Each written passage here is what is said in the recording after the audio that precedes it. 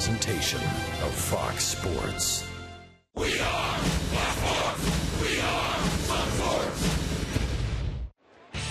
The Rays have kept hope alive during some tough times this year. And now it's paying big dividends. Tampa Bay has won 6 of 7, climbing within single digits in the American League East race. Today, right-hander Jake Odorizzi goes to the hill as the Rays go for the series sweep over the Yankees.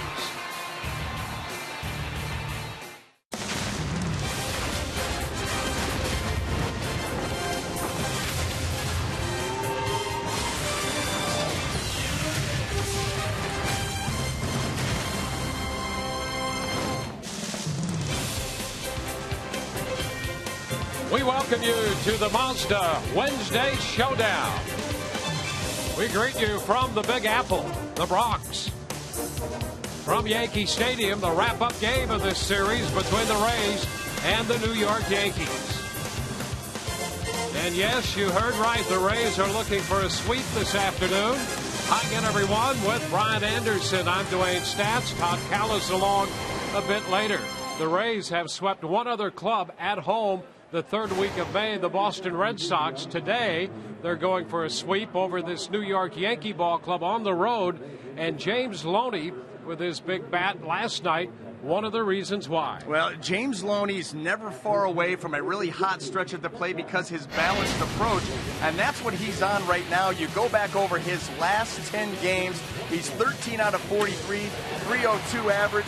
He's got 2 home runs, and look at that, almost a run driven in per game. The big reason for that big number has been his work with runners in scoring position. He is 5 out of 12. That's a .417 average. So right now, James Loney back to that approach of hitting the ball to all fields, and now he's starting to crush mistakes, especially when they count. When James Loney's able to do that, this offense obviously going to be much more productive, and you're going to see him in the 4-hole today going up against the lefty Vidal Nuno, and that really doesn't faze him either because, as we know, he hits lefties and righties equally well. Yeah, and he loves to swing the bat in this stadium. Now, when you think of Rays starting pitching, sometimes you might think of the big three: Price, Cobb, maybe Archer.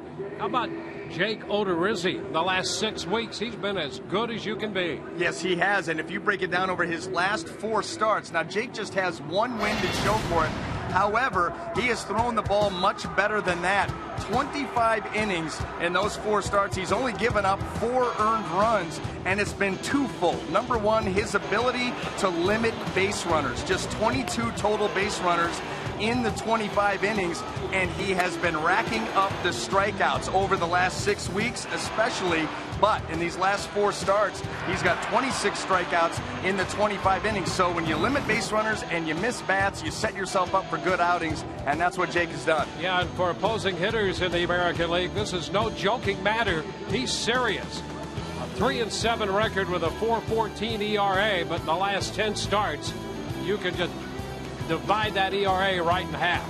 And Vidal Nuno, the left-hander, 26 years old with a mark of 2-4, pitching for the New York Yankees.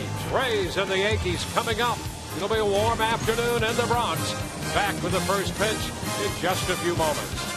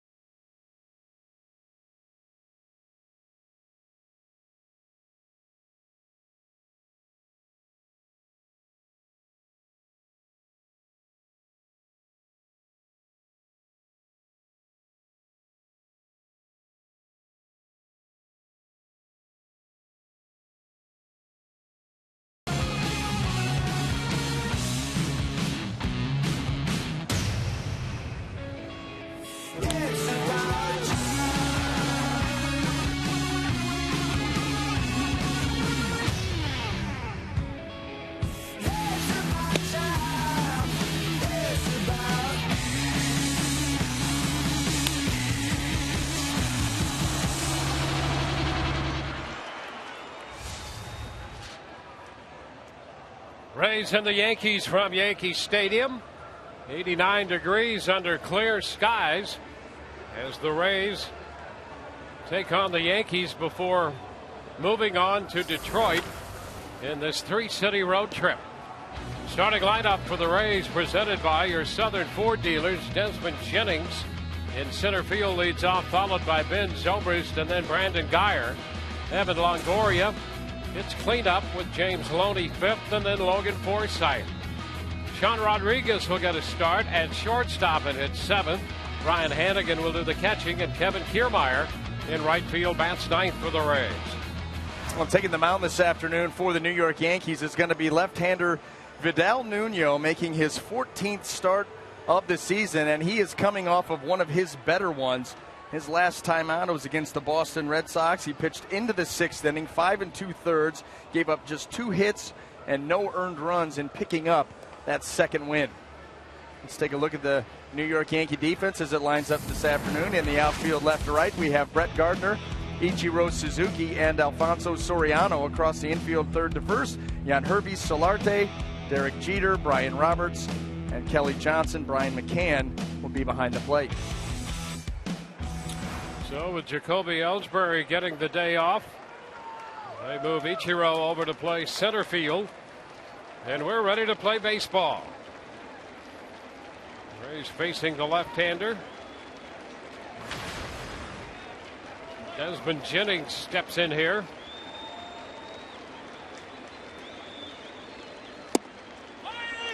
First pitch of this game is a strike call. First pitch presented by Pinch-A-Penny. Jennings with a couple of hits last night, a single and a double. And there's strike two. Jennings was on base 4 times in Monday night's game, all without the benefit of a hit, a couple of walks and 2 hit batters. By any means necessary. Desmond Jennings on base, obviously a benefit to this offense. Ground ball, that's by the mound. Jeter with the pickup, close play at first. Safe the call. Jennings with an infield hit. That may be the best that we've seen Jennings get down the line this year. Obviously, off the bat, once that ball got by Nuno, Desmond Jennings smelling hit, but he was really motoring. Not a bad pitch at all by Nuno. Smooth.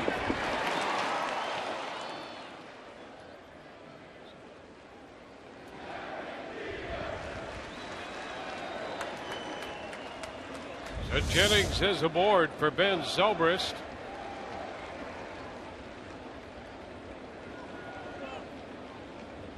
Ben hitting .247, .284 as a right-handed hitter, and he pops it up right side. Kelly Johnson, with that big first baseman's mitt, makes the catch. This is the Rays already their 3rd look at Nuno this year. You know, he started against them back in late April, went 5 shutout against them in a game that the Yankees won 5-1, and then on May the 2nd did not get out of the 5th. 4 2/3, gave up 4 earned runs in that ball game. Picked up a no decision, but the Rays ran away with that one, 10-5. Spent some time in the Cleveland Indians organization, released by the Indians in 2011. Spent some time playing independent baseball. Impressed the Yankees in spring training of 13. And here he is making his 14th start of the year for the Yankees this season. 2 quick strikes here to Brandon Guyer. Well, he's going to attack fastball, slider, curveball, changeup. Really likes the fastball slider combo against the left-handed hitters. You'll see that more than likely against a guy like James Loney.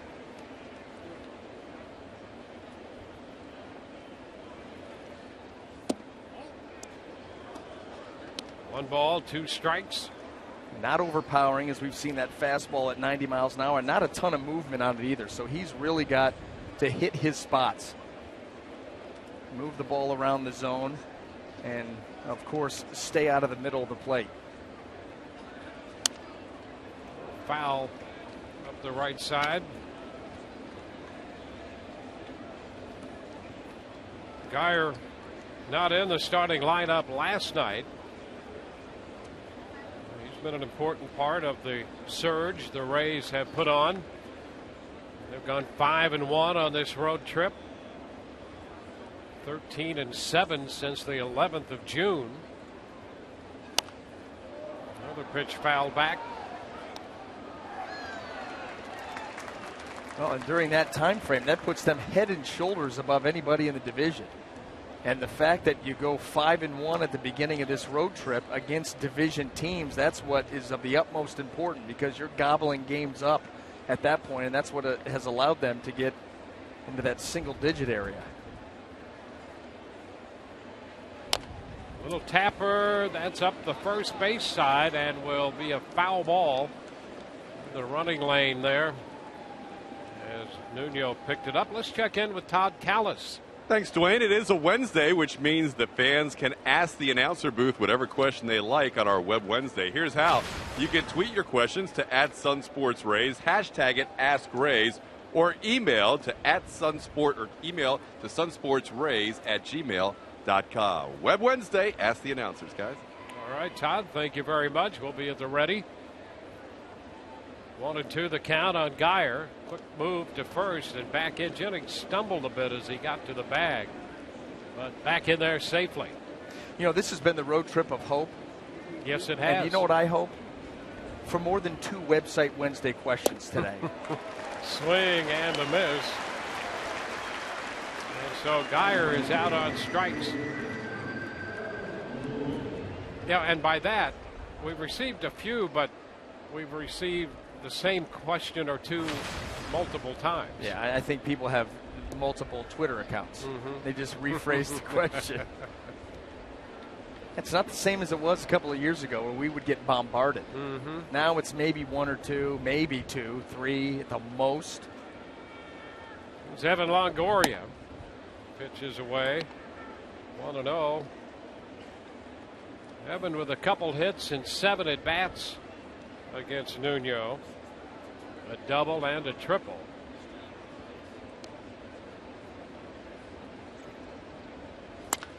There's a shot back into left field.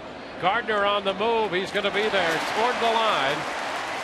That's out number 3. Go to the bottom half of the first inning from New York. No score.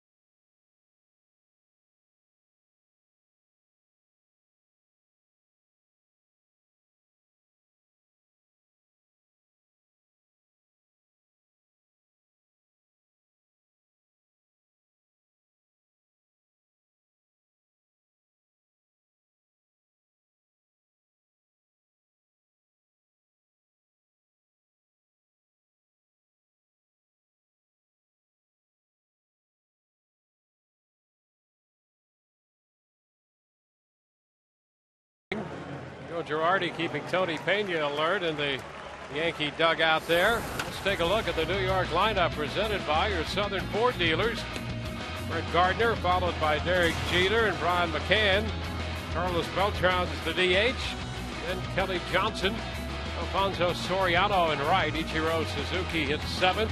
Ryan Roberts, the second baseman, 8th. And Solarte, Yangervis Solarte is the third baseman, batting 9th. Taking the mound this afternoon for the Tampa Bay Rays, Jake Odorizzi, and he has been on quite the run. 17th start of the season, not showing up in the record, just 3-7. The ERA has come way down. The strikeouts, as you can see, 97 and 82 and 2/3 have gone way up.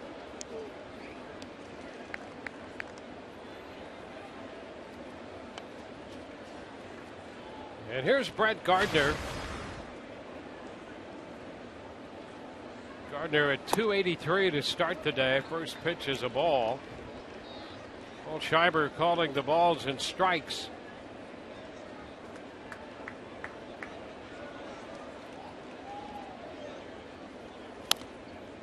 Foul right back over the screen. And a big hop and back down below. 1-1 to count. Well, for Jake Odorizzi and this lineup today, I think you're going to see that elevated fastball of his often and should be quite effective. You know, the New York Yankees as a lineup really, really struggle with that pitch. 2-1. It's been amazing to watch Odorizzi ride that fastball, and so many hitters swing right through it. Well, it's been the reintroduction of that slow curveball about 10 starts ago that has led to the success of that elevated fastball. In fact, you know, that's that started against Cleveland at Tropicana Field that we reference so often. That was 10 starts ago. His numbers from that point on have been really amazing as far as strikeouts go, average against him. Foul ball, 3-2. You know, over those 10 starts, his ERA is 2.78. He's given up 40 hits in 55 innings. That's a 197 average. And on top of that, he's struck out 71 hitters, and that is 11.62 per 9 innings. Yeah, and the Yankees have not seen him in that stretch. In fact, he pitched against them the game directly before that outing against the Cleveland Indians. And you can see his month by month trend, and boy, has that moved in the right direction. Boy, it really has. The ERA, look at the strikeouts heading north, opponent's average coming way down, everything just improving as he now, with an identity, has an idea each and every time out what he wants to do. There's a long drive to right, and that one's going to get out of here. Full count, and Gardner hits his 8th home run of the year. And that's not what he wants to do.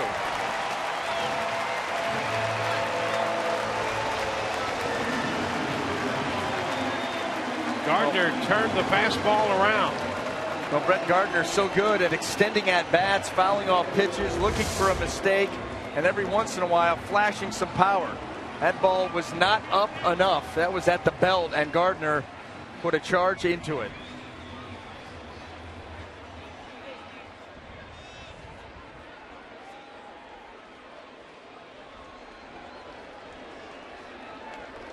So Gardner with a leadoff home run, and New York breaks out in front. Here's Derek Jeter, that pitch up, and he swings through that. That's where he likes that fastball. Yep. Gardner got just the perfect pitch to hit. That's the danger in that pitch, is if you want to elevate a fastball, that's good. But if it's not elevated quite enough, it is in that really hit-me zone. Gardner didn't miss.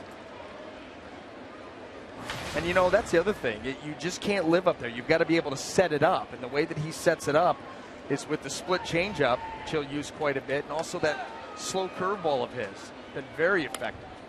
The foul ball back. It's 1-2. Yeah, and that's the thing you wonder about.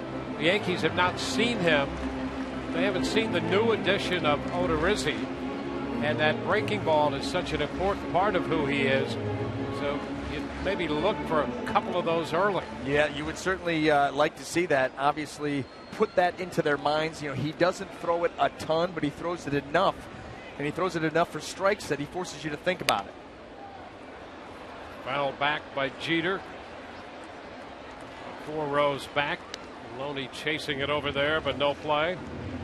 You know, it's a good pitch, too, in a sense that it's a real change of pace. It's not just your typical curveball in there, mid to upper 70s. It's upper 60s, you know, but Jake spins it well. He really hides the spin on that pitch while still being able to throw it at a slower speed than normal.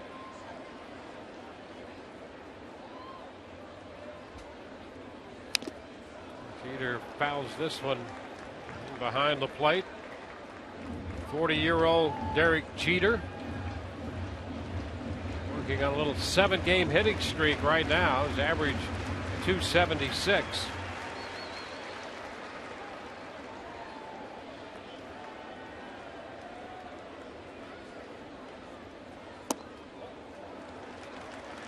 Two and two.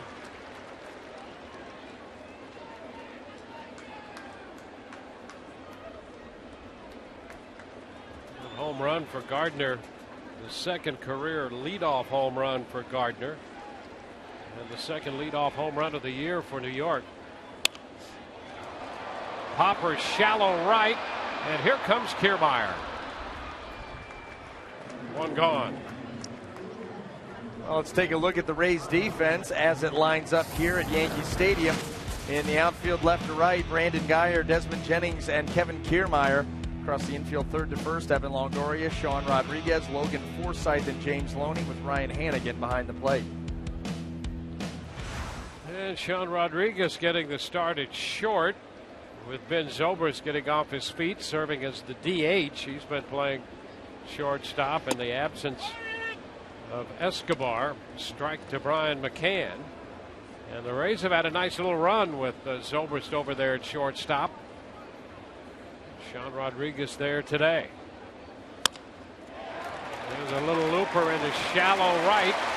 McCann gets it over the infield and over the shift with a base hit. Well, he did a nice job of staying with that changeup from Jake Odorizzi. 86 miles an hour, and he just collapses his knees a little bit, lengthens that swing, and is able to pull that ball out there.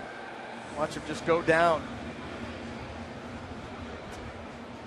Get that pitch, get enough elevation, and just drop it out in front of Kiermaier for the Yankees' second hit.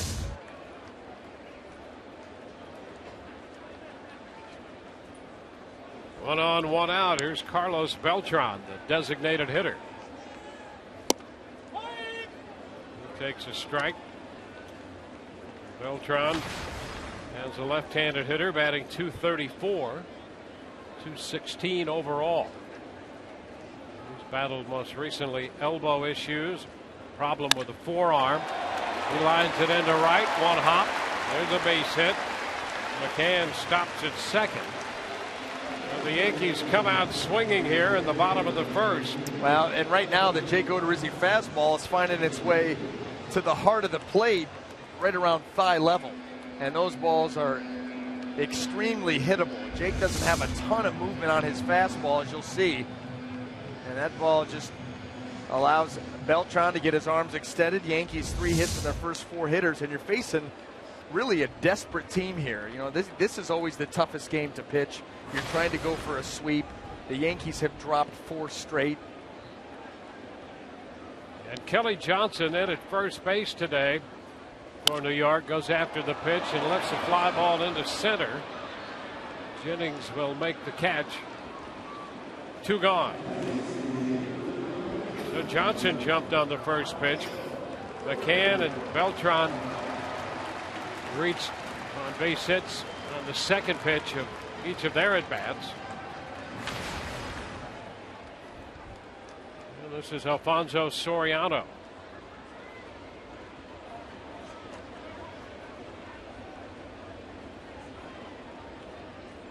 Soriano hitting .225 now with men at first and second. 2 gone.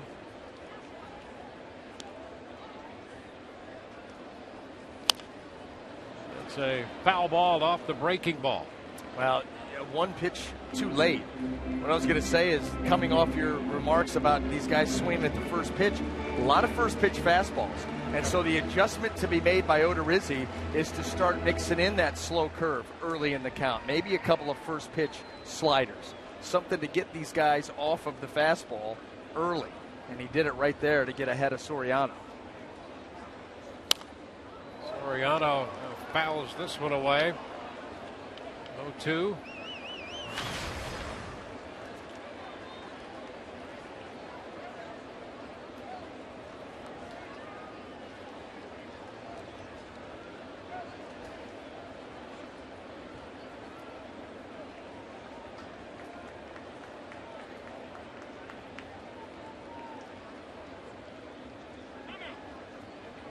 Yankees coming in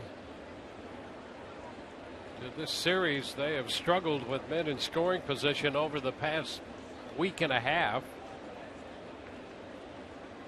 One of 16 with men in scoring position in this series. A ball, 2 strikes.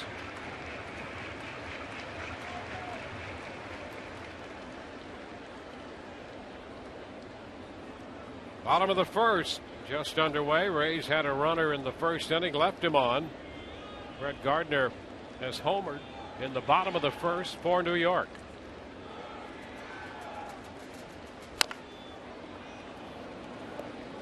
Count holds at a ball, 2 strikes.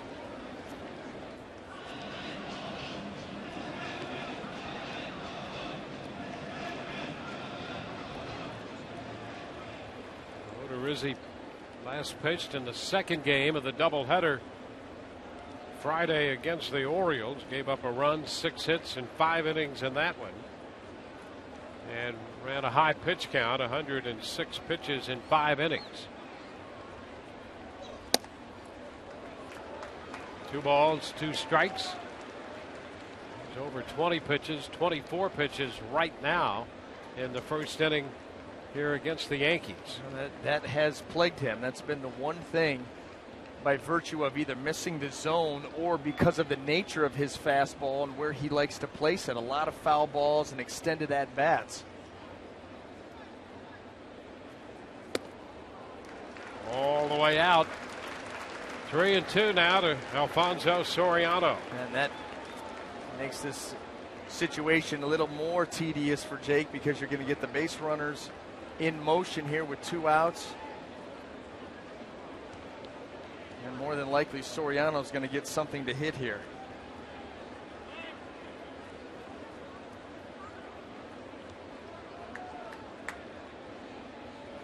A little bit Field overloaded on the left side as usual with Soriano. Reminiscent of his last time out, where he was in trouble quite a bit, really had to battle through his 5 innings and giving up just that 1 run.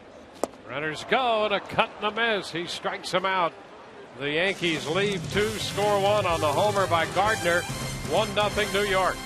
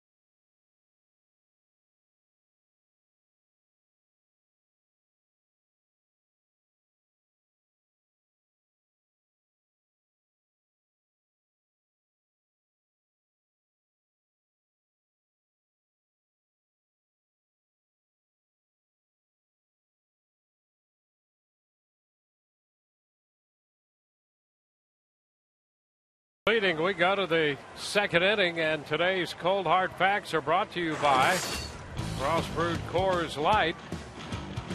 Masahiro Tanaka has pretty much been the show here in New York in their rotation. Take a look at his numbers, quite impressive. And then the rest of the New York rotation, Tanaka with a .210 versus a .461 ERA for all the other starters. Yeah, he has really, been holding it together. Obviously, some injury issues. Sabathia being out. Nova, of course, is out.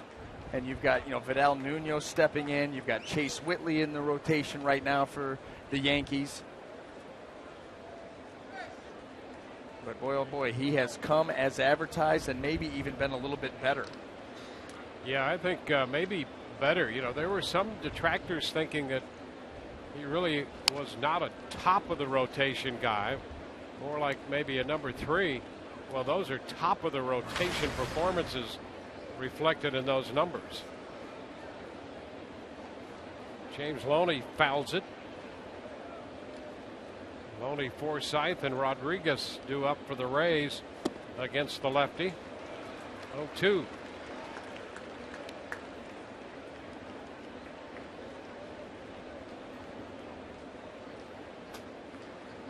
Larry Rothschild has to be wondering where the Yankee staff would be without Tanaka.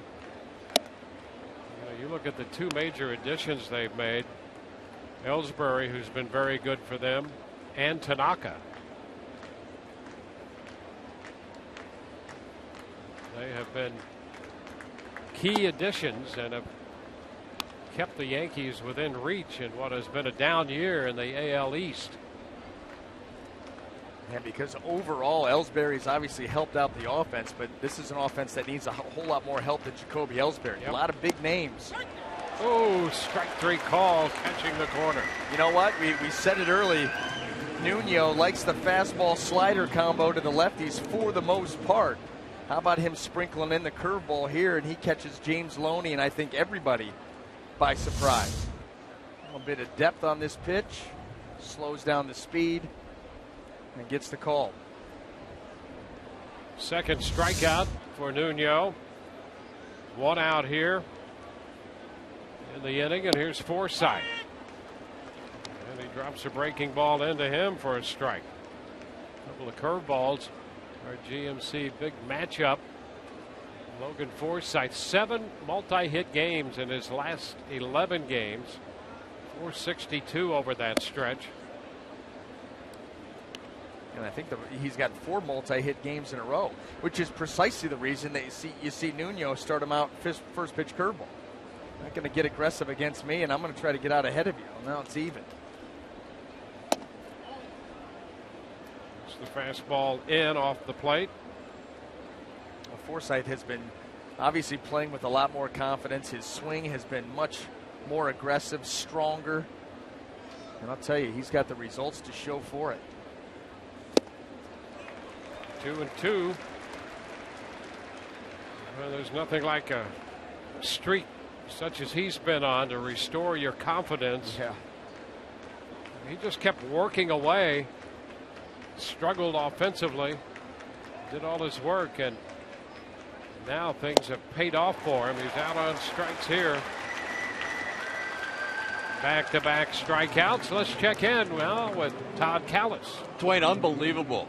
Twitter questions and email questions, over 100 on each side. Since BA's little talk there in the first inning, his inspirational discussion. There's Joe Madden. The viewers said that Joe likes to visit St. Patrick's Cathedral when he's in town. He doesn't really care about going to the MLB Replay Command Center. Where do you guys like to go when you're in New York City, guys? Todd, first of all, it was not an inspiration. There was no discussion. It was an inspirational talking to, and it looks like it's paid off. Unbelievable. Little meeting amongst the team. Record numbers. Trying to get the team ready to go. Dwayne? Yeah, that's win one for the Gipper. Nice going. Every now and then. See, if you don't do it very often, it's much more effective. Yep. Well, they tune you out if you do it a lot. Right. 1 ball, 2 strikes. And they're right about Joe. He didn't have much interest in going down to see the umpiring command central, for the replays and all of that. A lot of sights to see here in this great city.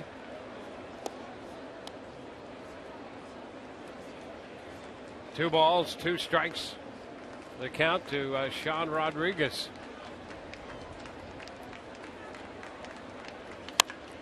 High fly ball, straight away center.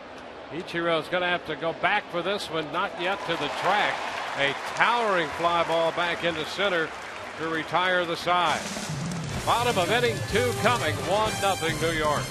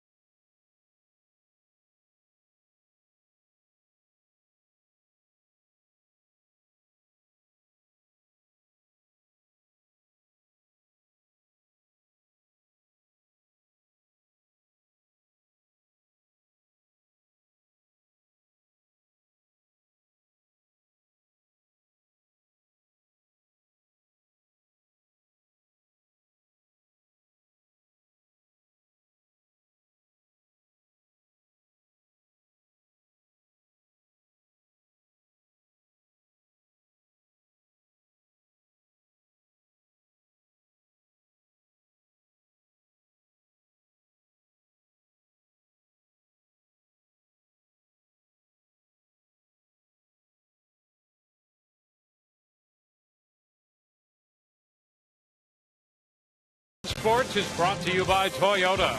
Let's go places. By Checkers, big Philly flavor, small price. Checkers Philly cheesesteak and the new Chicken Philly, each just $1.99. And by your Tampa Bay area Mazda dealers. It takes conviction, creativity, and courage to build cars worth driving. This is the Mazda way.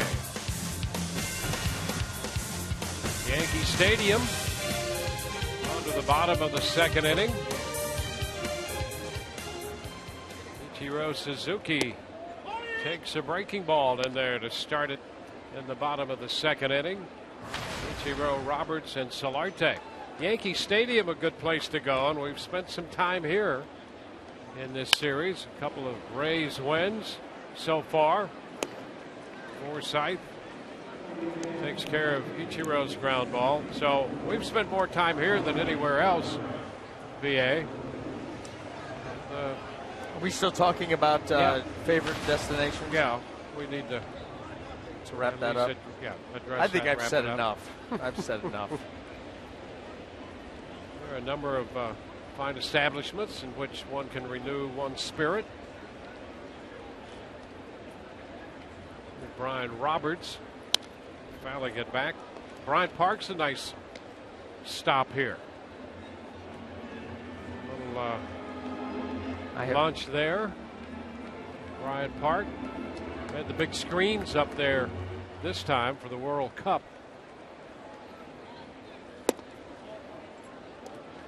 One ball, one strike the count. I never got to find a bridge under which to watch yesterday's ball game. Standing room only under the bridges. Yeah, well, and it would have been it was a very disappointing ending, and that would not have been good if I was under a bridge when that happened. I would probably still be under that bridge. Better for you to be under the bridge than walking across it at that time. Perhaps. 3-1 the count to Brian Roberts.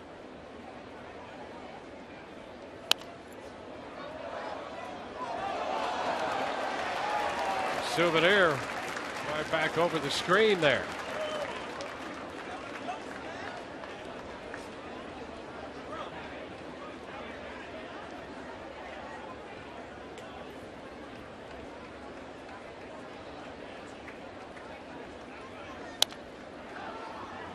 Again, finally get back. Difference in the game so far. The leadoff home run by Brett Gardner. Jake Odorizzi on the hill for the Rays. And he prevented further damage on a full count strikeout of Soriano with runners at first and second base. Threw him a 3-2 split. Yes, he did, and it was a good one. Very good one. High infield pop. And Loney is right there. Odorizzi standing in the middle of the infield on the mound with his palms up. Had no idea where that one went, but fortunately Loney was right there. And here's the thing that's great about that. Even if he knew where it was, you're still not allowed to catch it. The way that the game works now, no pitcher's allowed to catch the pop-up. So it didn't matter one way or the other. Someone was going to run him off. Maybe he just wanted to direct the infielders to where it might be. Stay in your lane and worry about your next pitch. Loney didn't need any direction. No, he did not. Well, Solarte takes a strike, a fastball in there.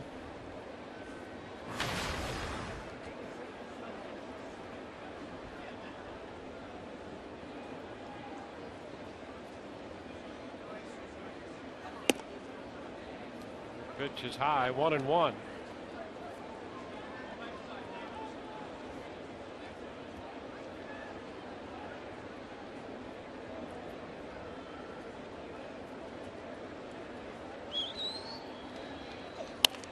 One is fouled back and away. 1-2.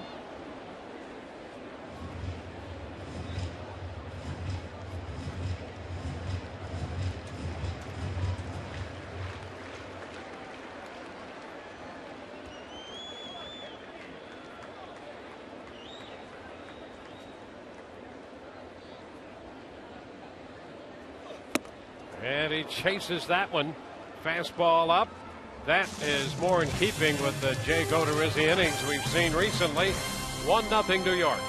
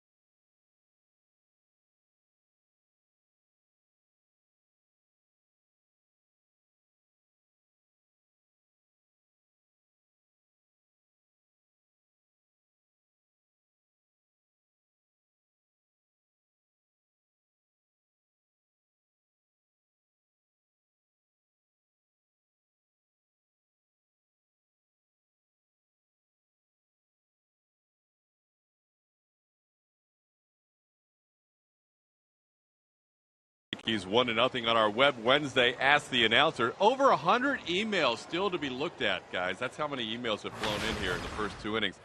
It is a web Wednesday, which means you can either tweet your questions to @SunSportsRays or email them to sunsportsrays@gmail.com. A lot of comments on BA's Meatloaf rant, too, about 50-50 split.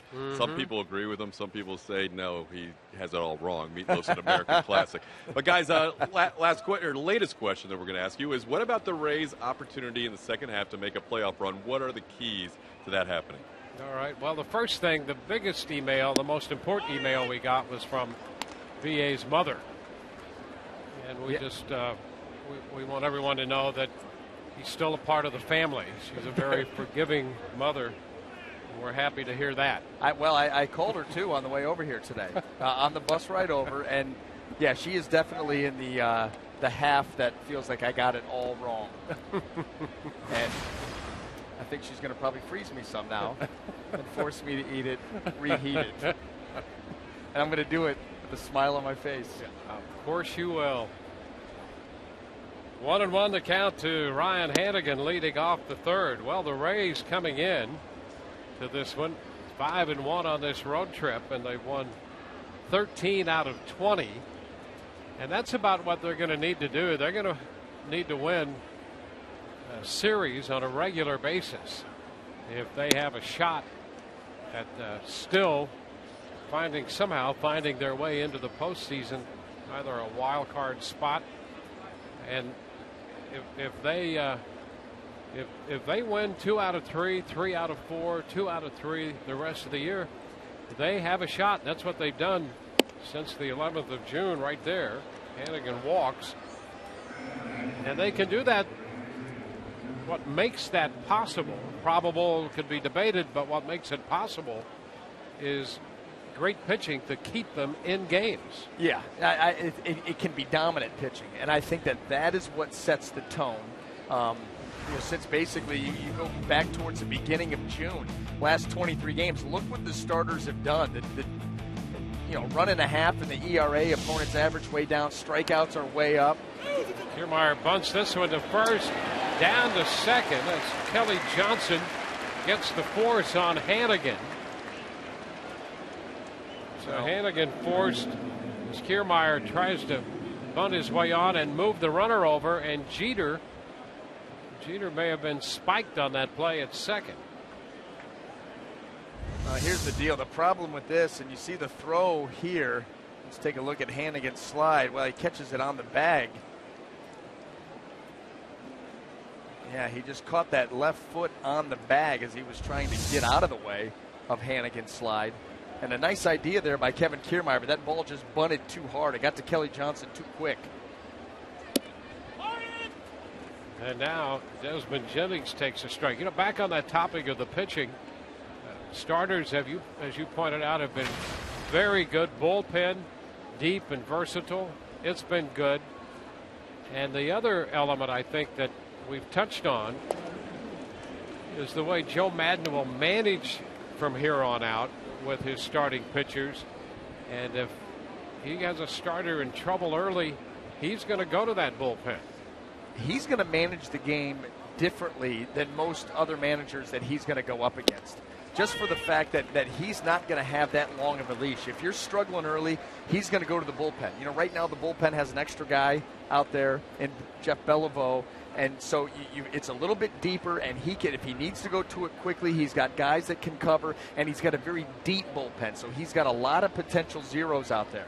I think other guys are going to have a little bit longer of a leash, but I think the fact that they can go out and dominate, not just pitch well, but they can dominate games. That was a dominant pitch there by Vidal Nuno, a slider catching Desmond Jennings looking.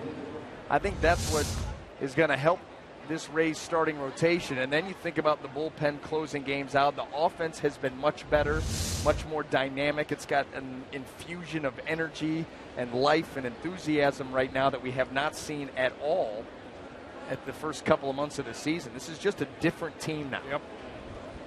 Kiermaier right there at first, one of the reasons why he has added instant energy to this club.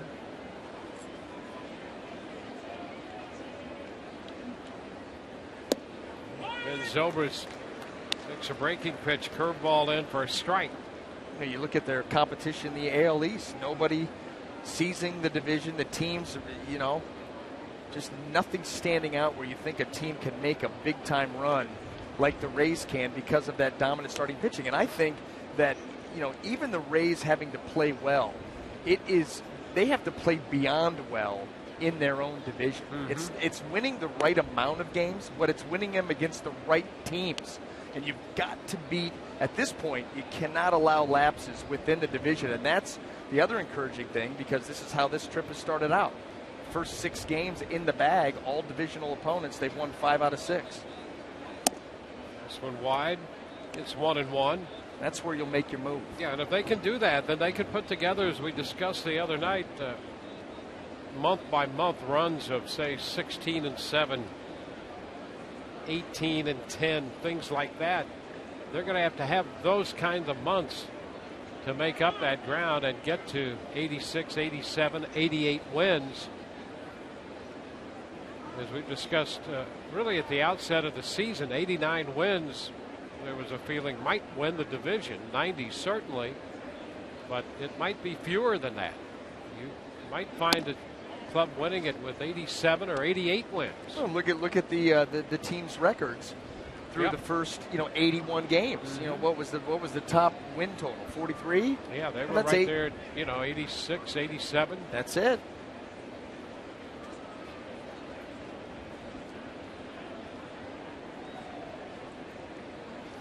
Zobrist shoots one foul.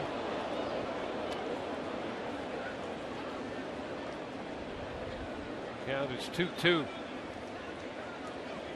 Well, at least they've played well enough to this point to even bring this conversation on.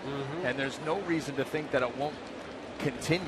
You spend enough time around the club, even on the periphery, and you see that it's just a different squad. Fair ball past the diving Solarte. Kicks off the sidewalk. Gardner up with it. Kiermaier rounds third and heads back in to the bag. And the Rays will have men at second and third. So Zobrist is aboard, and the Rays with a big 2-out threat. Kevin Kiermaier coming around third, almost a little bit too hot, as Ben is able to keep this ball fair. Curveball down, gets it, keeps it fair. Bouncing over that bag.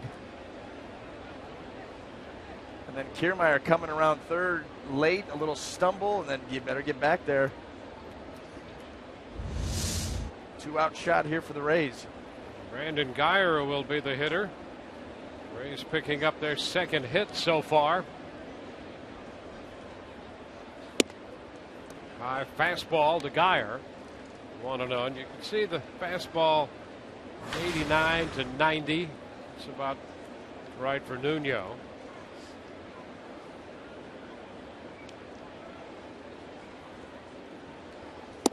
And he picks up a strike. There's going to be the changeup, 82, 83. Curveball in the mid to upper 70s. Also the slider. Swing and a miss. Ball gets away from McCann, and down the line comes Kiermaier. Rays have tied this game. Kiermaier scores from third. Zobrist goes to third. That'll be a pass ball charged to McCann. It looked like an off-speed pitch there by Nuno. Got to be, you see, he wants his ball in. Now, that was a fastball up and away, and McCann setting up in cannot get all the way back across the plate and make that catch. And that cost the Yankees a run.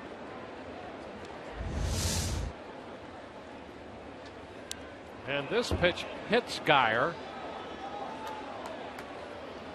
So now it's first and third for the Rays, and that gets Evan Longoria up there. So the Rays in a position here where they could really mete out some damage with a 2-out hit. You wonder if Joe Girardi's out there wondering about that hit by pitch. I mean, it's just clearly a hit by pitch. Yeah, wondering about whether Guyer tried to get out of the way or not. Well, watch him kind of flex that quad as he plants his leg and just stays there. But that ball was tracking in. I don't know, he could have done much to get out of the way with that ball tracking in on him like that. But he certainly didn't do a whole lot to get out of the way. Taking one for the team. That's right. Hey, listen, that ball's tracking you like that. A little flex of the quad, take your base. Breaking ball for a strike to start the count with Evan Longoria. Rays with a run.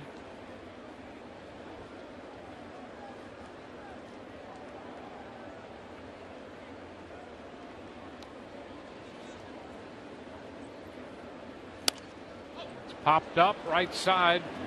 Johnson after it near the stands. He's got it. Ball stayed just playable for Kelly Johnson. Rays get the tying run home. A 1-1 ball game mid-3.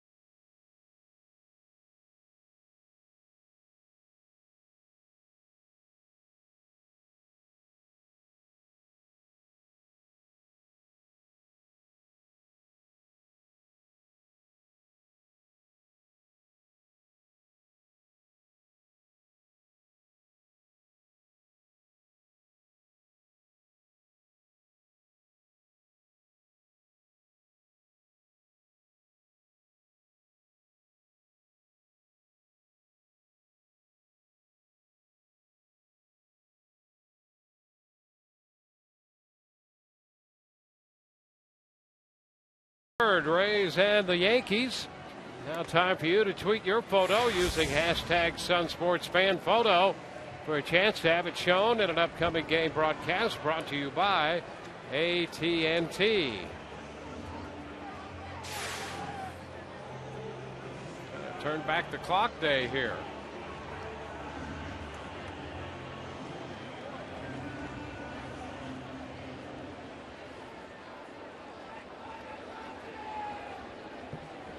Gardner is going to lead off. Gardner, Jeter, and McCann.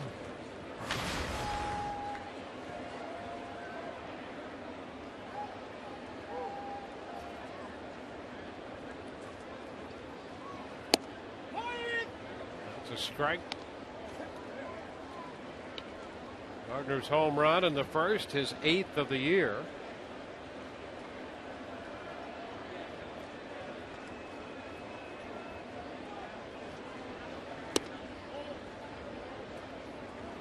One and one.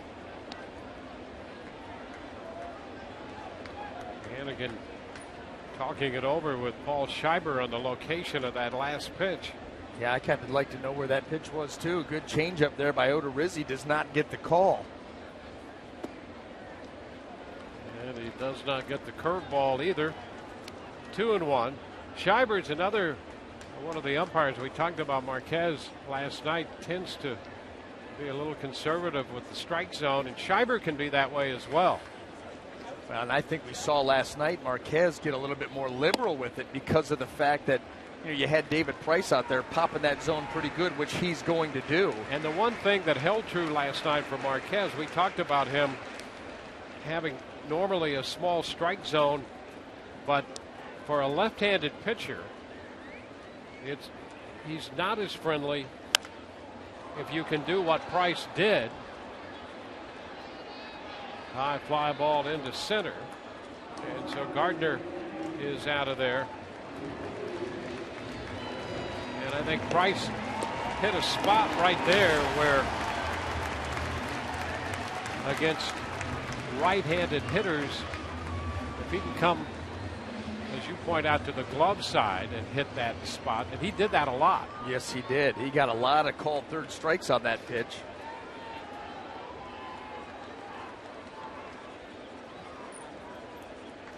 Now, these umpires, they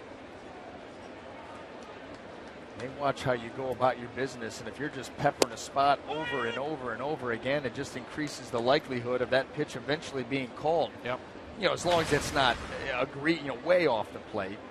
But if it's close, a borderline pitch that you prove that you can make with consistency, you got a chance for that pitch to become yours.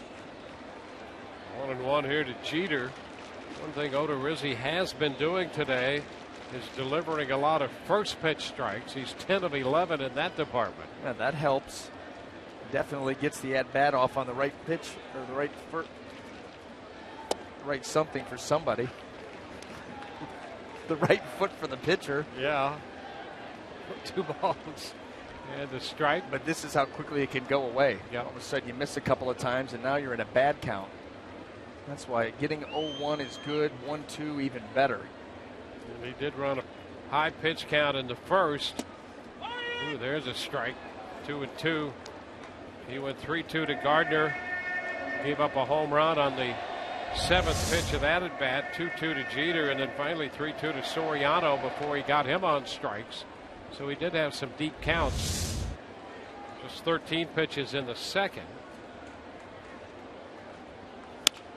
Jeter lifts a fly ball to center.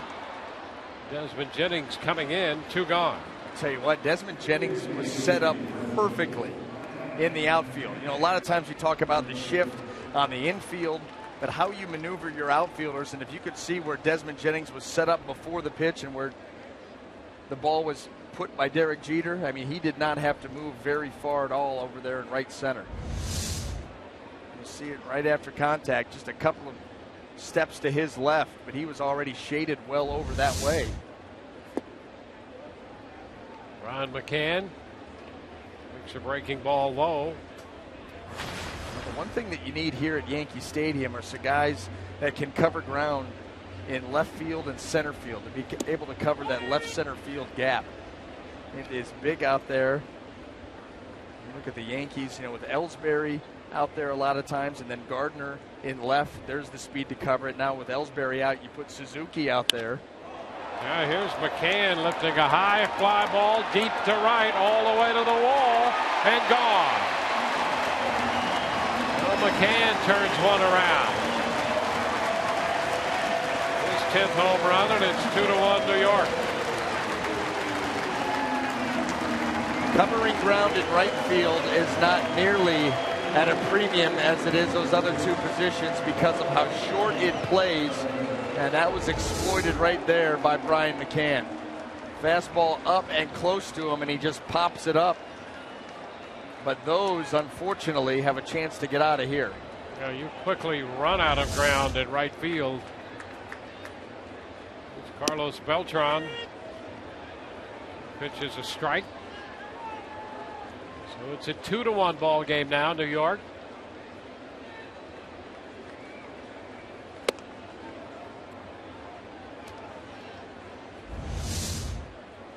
Well, the closer that you can keep it to the line at 314, the better chance you have.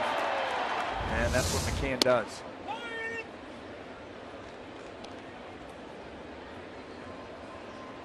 One ball, 2 strikes.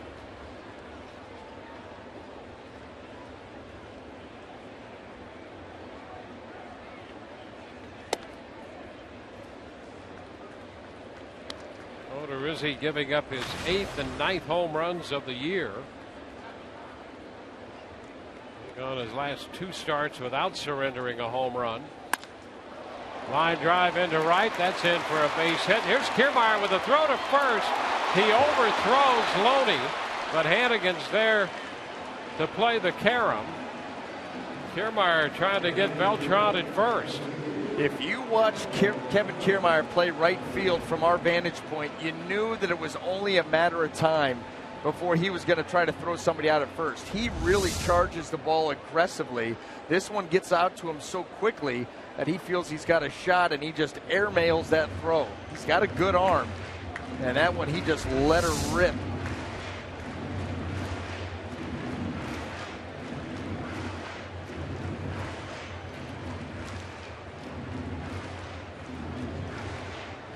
So the base hit follows the home run.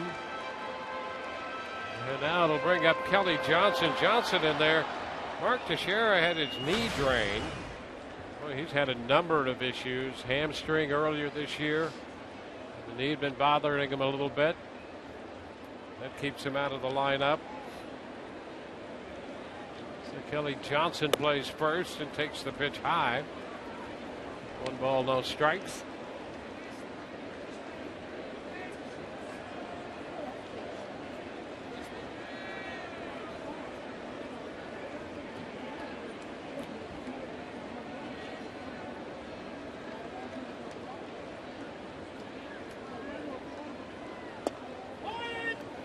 One and one.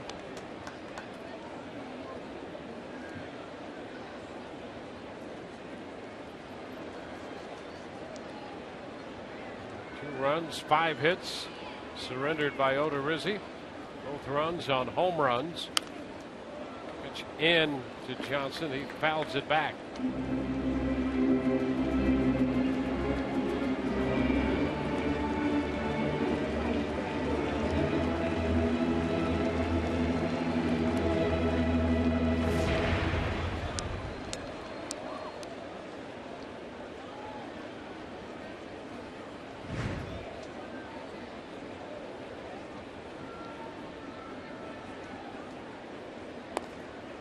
Toss over there. Beltran back in.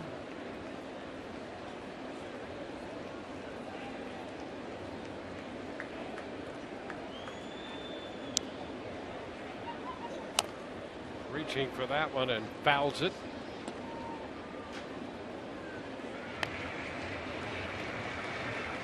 Tough spot to be in, 1 and 2 as a hitter. See that swing by Kelly Johnson, a defensive swing, trying to stay alive on a pitch that was close, probably a ball, but he doesn't want to put that into the hands of Paul Schreiber.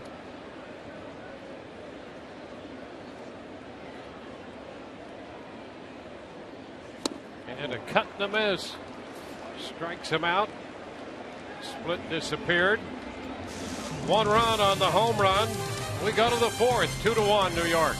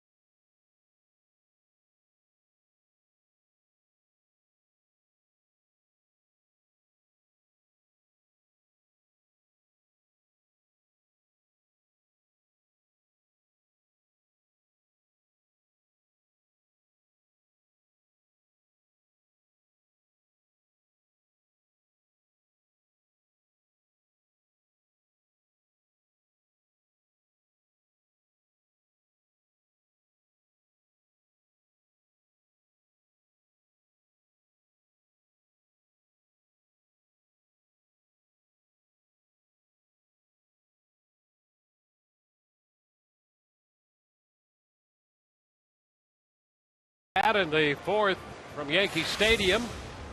In today's game and all season long, Tires Plus donates $100 to the Pediatric Cancer Foundation for every Tampa Bay Rays home run televised on Sun Sports. James Loney belting a home run last night in the 6th inning. Curveball out of here to open the 6th inning, connecting off Hiroki Kuroda, and the Rays won by the margin of that home run. A big one, giving the Rays the lead. They hold on. James Loney's been swinging the bat well. He's driven in 9 runs in his last 10 games.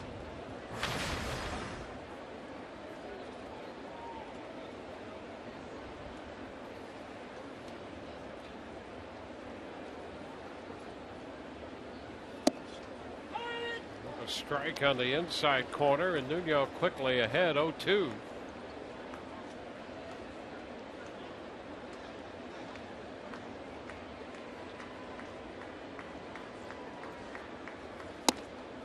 Cut and a miss, and boy, Nuno had his way that time. Tell you what, a plan of action and well executed by Nuno. Get ahead and then sweep that slider and take this thing off the plate. Hitter much more apt to swing at that pitch with 2 strikes than he is at any other time, especially a guy like Loney. We got Loney looking with a curveball the first time, a slider here on a swing and a miss. Forsythe takes a breaking ball low.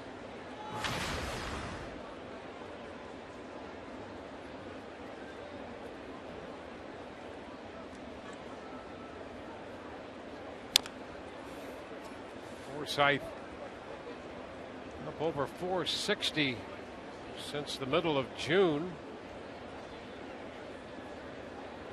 5 strikeouts for Nuno, including Forsythe swinging in the 2nd. He's gotten Loney twice. Got Geyer swinging in the 1st, and Jennings looking in the 3rd.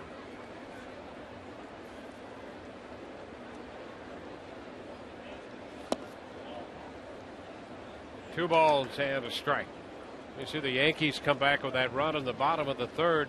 Rays left 2 men on in the top half of the 3rd when Longoria on an 0-1 pitch fouled out to Kelly Johnson, and there's a shot to center field. Ichiro going back, and that's going to one-hop the wall. Forsythe on his way to 2nd with a stand-up double. Gave that one a jolt. over Ichiro's head. Yeah, and Ichiro did not really get back on that ball very well or with any sense of urgency. Kind of drifted a little bit. Looked like he just had it. The ball was supposed to be in. It's away. Arms extended. And watch Ichiro. You think right here he's got a beat on it. And then he just kind of lets that thing short hop the wall. Another opportunity for the Rays with Sean Rodriguez batting and Forsythe at second. That's a ball. Longoria, when he fouled out, showing some frustration. Threw down the bat in his helmet. Disappointed that he couldn't take advantage of that first and third situation in the third. And now Rodriguez battling Nuno. 1-1.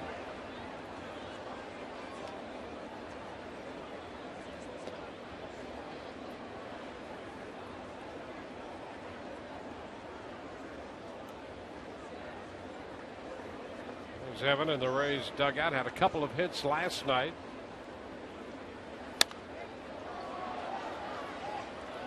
One and two. Evan, for the most part this year, with men in scoring position, has been very, very good. He came into this series around .330 hitting with men in scoring position, but wasn't happy after making the final out in the third today. 2-2 the count to Sean Rodriguez. Well, Evan put so much pressure on himself to come through in clutch situations, and the Rays, in a tight game here early, opportunity to sweep this series. He loves hitting here at Yankee Stadium. But the good news is, early in the game, he's going to get some more opportunities.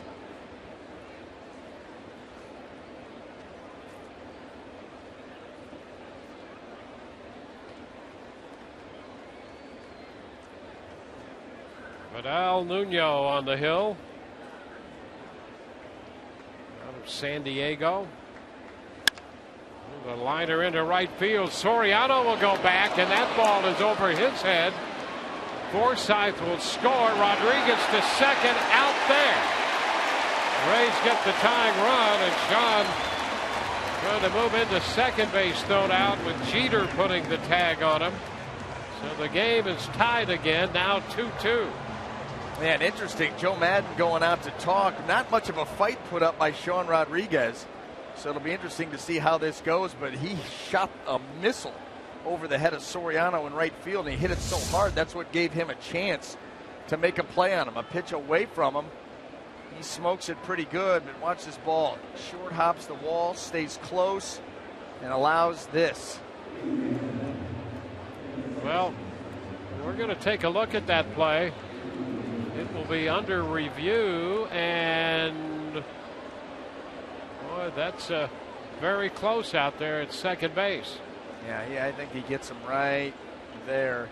Well, you can't really see from there, but the other one you see when the glove presses down on the forearm, the fingers are still up, haven't come in contact yet with second base. And he lost a little ground right there in that slight little stumble. Well, it's worth a shot, but I do not think this is going to go the Rays' way. Play under review. Ted Barrett, the crew chief, and Will Little, who made the call, waiting for the ruling. Right now, the call on the field. Rodriguez out at second.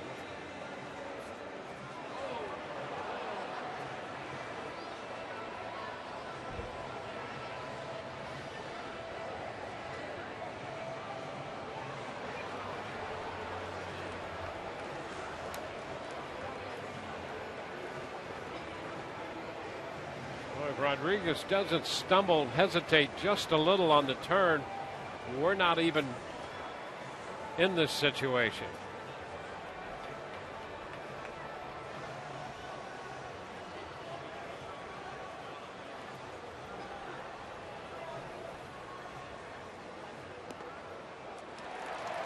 And he is out. And the call confirmed is the ruling. be the second out. So he gets a single, to run batted in, and out Soriano to Jeter. Now this is the best look. Watch the tag here and the hand not quite to the bag. It was close and worth a shot, but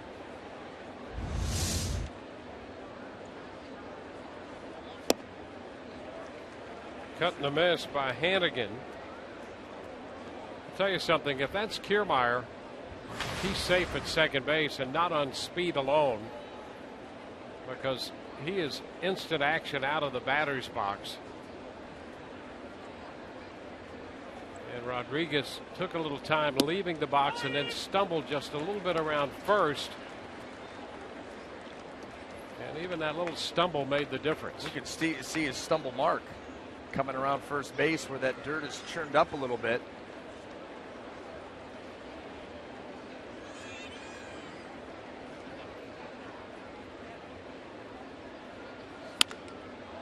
HANIGAN lifts a fly ball into center where Ichiro makes the catch. Rays get a run to tie it. It's a 2-2 ball game.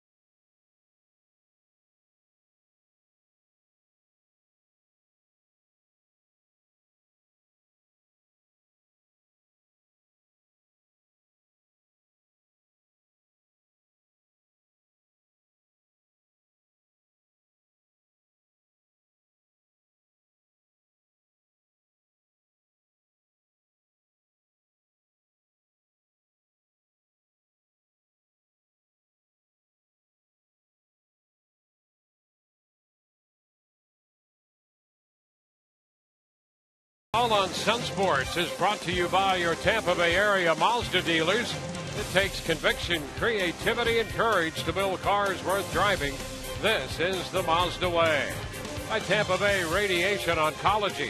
When cancer strikes, strike back with CyberKnife. Available exclusively at Tampa Bay Radiation Oncology. And by Publix, where shopping is a pleasure. Visit us at Publix.com.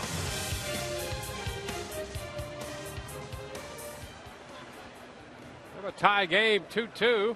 Bottom of the fourth coming up. Let's again check in with Todd Callis. Dwayne, we've already set a record for most questions ever in a game. We're only in the fourth inning. How about that? Here's I'm going to run through a couple of rapid-fire answers. Will Myers not back till August. The Kevin Kiermaier-Will Myers situation has a way of working itself out between now and then. We'll see how that plays out. Jeremy Hellickson will pitch tomorrow for the Durham Bulls. No immediate future plans for him beyond that. And the patches the Rays are wearing are commemorating Lou Gehrig's speech 2 days from the 75th anniversary. Those are the rapid-fire answers. Now to the guy's question. What do you think about the closer by committee situation lately for the Rays, and how do you see it moving forward? Seems to be working out just fine. And I actually think Joe Maddon sort of enjoys this situation.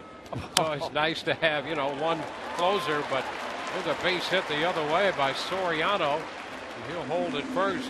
But I really think it plays right into Joe's hands. He loves it. Yeah, and I think that you take the closer by committee on a case-by-case basis. The key is you need to have a group of guys that are going to buy into it. Mm-hmm. And they may not exactly like it, but they're going to stay quiet and be good soldiers, and you buy into what's going on. I think that's what you have here.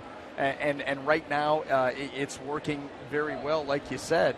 A lot of different guys getting opportunities. That being said, I did run into Jake McGee this morning before the game, and I told him that he should position himself out in front of the team bus probably 10 or 15 minutes before it's scheduled to leave, bus 1. And the first little old lady that he sees, just grab her, fire her over your shoulder, and walk her across the street in front of the bus so that Joe gets a good look at it, and you get another opportunity. Yeah, because Joe might think that's his grandmother, and she'd like to see him close that day. Listen, whatever it takes. Whatever it takes. One of Joe's comments last night about why Balfour was in there. It's beautiful. He just felt like it made such great sense. His 92-year-old grandmother was in town. I did run into Balfour's dad yesterday. He's spending a month in this country, visiting and up here. And if you think that Grant has an accent, hello. Yeah. It's like every fourth word. Well, and it's the King's English.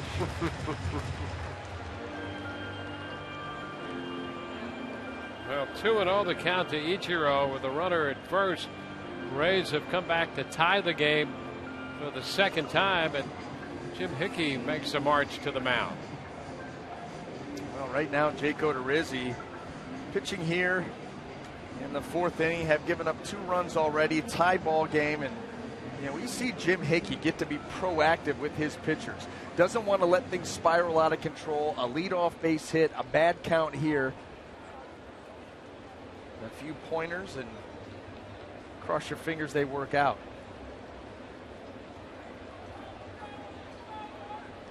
See the thermometer down there says it's 100 degrees on the field. The official temperature at game time was 89. Always tends to be a little warmer down there. You really got to hydrate, you know, during these types of games, and you hope for a guy like Jake Odorizzi and everybody that's out there that you've done a lot of hydrating before, because if you're starting to try to do it now, it's a little bit too late. You've got to be ready and plan for these days so that you're well stocked and ready to go, because it can be suffocating when it's that hot down on the field, although the grass will help. You get that kind of heat down on the field with turf. Forget it. It'd be 114 if this were turf. Hurts to breathe.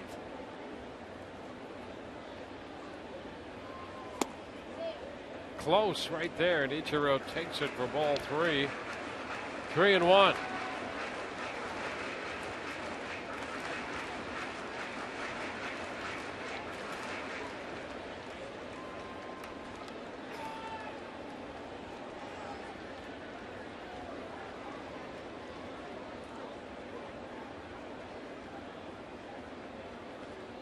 Goes the runner, and the pitch is foul out of play. So Soriano on the move on the 3-1 to Ichiro.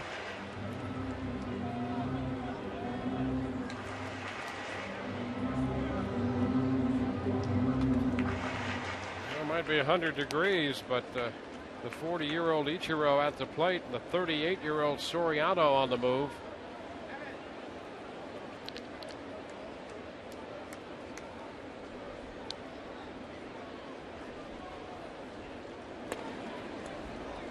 Over to first here.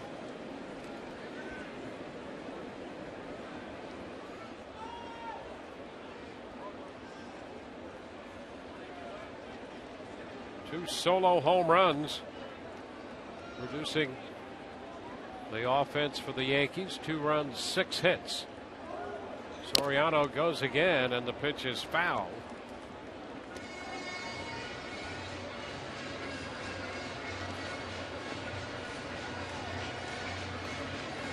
Well, the last toss over to first to keep an eye on Soriano, and if they can keep him just a little bit closer to the bag, that might give the Rays a little more time on a ground ball. And you know, the Yankees not afraid to put Soriano in motion here, trusting Ichiro Suzuki and his ability to put the ball in play. Jake Odorizzi has been racking up some big strikeout numbers, so it's a gamble. And there's ball 4. First 2 men on, nobody out, with Brian Roberts approaching the plate. There's now a great new way for you to experience Rays baseball with the Rays Flex Packs. These 3, 6, or 9 game packs offer fantastic savings that allow you to select any games you'd like during the season. To purchase your Flex Pack, call 888-FAN-RAYS or visit RaysBaseball.com.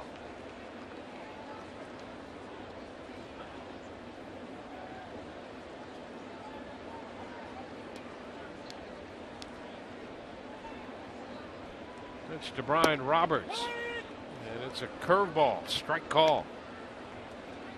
Odorizzi gets the count in his favor with that breaking pitch.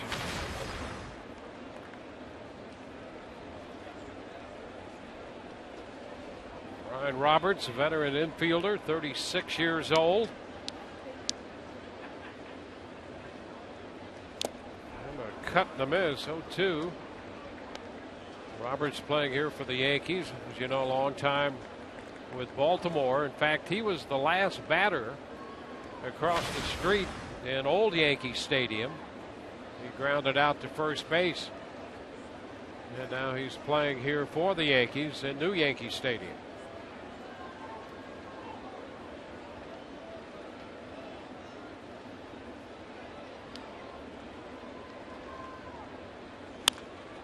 Liner into right. Kiermaier is there to make the catch. Stutter step on the way in, and he made the grab for the first out. He may have been trying to lure somebody a little too far off the bag, knowing that he could fire in behind him, try to double him up.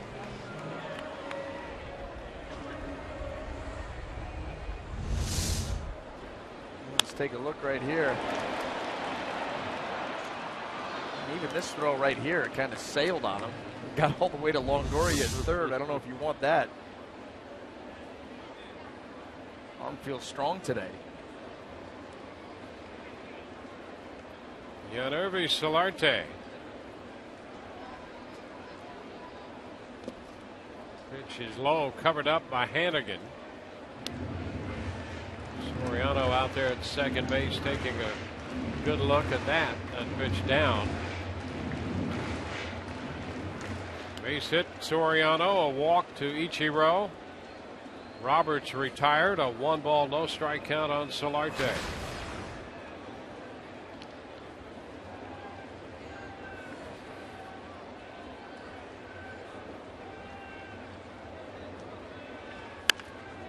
By Popper. It's his Forsythe. He'll take care of the honors of catching that infield pop. With the elevated fastball that Odorizzi will feature, it's not always about the swing and a miss and the strikeout. Yes, he'll get a number on those, but it's even pitches just like that. I mean, that's a fastball out over the plate to Solarte. He wants to jump all over it, can't quite get to it, and just pops it up in the infield. And that's what you'll get with that pitch. More times than not, you will get a lot of foul balls, but on the plus side, a lot of swinging strikes and a lot of pop-ups. Now the top of the order, the tough Brett Gardner. And there's a curveball. Let's start him with a strike. That one's sub 70.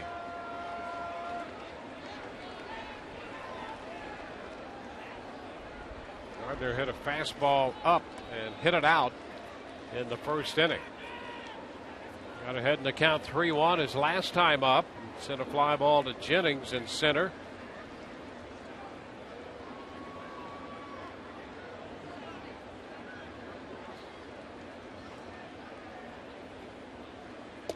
Curveball again. Misses this time. It's 1-1. Wasn't much doubt when Gardner connected with this one. Well, early in the game, the fastball from Odorizzi, he was getting it out over the plate, but not quite up enough. And he was getting hurt by that pitch. He has since found better areas for it. And he's going to need to do that again here with 2 runners aboard, 2 outs in this tie game. Curveball, and that's in there for a strike. So 3 straight curveballs, and he's ahead of Gardner 1-2. Well, unorthodox even for Jake Odorizzi, going with that pitch 3 straight times, but it has gotten him to a very good 1-2 count.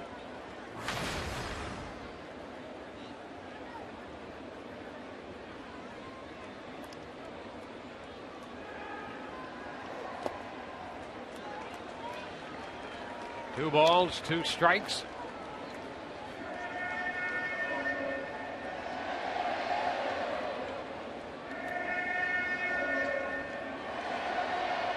Giving up 6 hits, 3 of those in the first inning.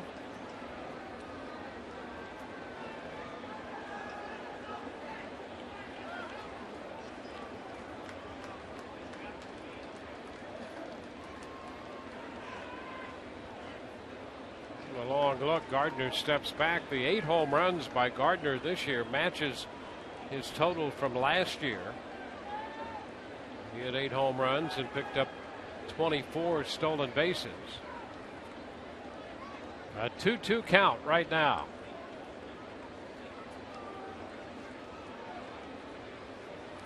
Ground ball, right side. That's going to skip by Loney into right. Soriano is going to score.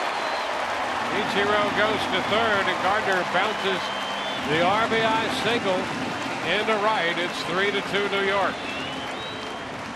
Well, that's frustrating too, because you get Gardner to pull that ball to the right side in a chopping fashion, and you feel like the Rays infield defense is going to be able to stop it. That was a split that stayed up, and it gets just underneath the outstretched glove of James Loney, and that's going to give the Yankees a lead. And that is one thing that they have really struggled with in this series. Now, they had come into play today just 1 out of 16 with runners in scoring position. That's why the Rays have really hamstrung them. The 2 runs today, of course, come on home runs. And there, the chopper by Gardner drives in the run. Sets up first and third, 2 outs for Derek Jeter.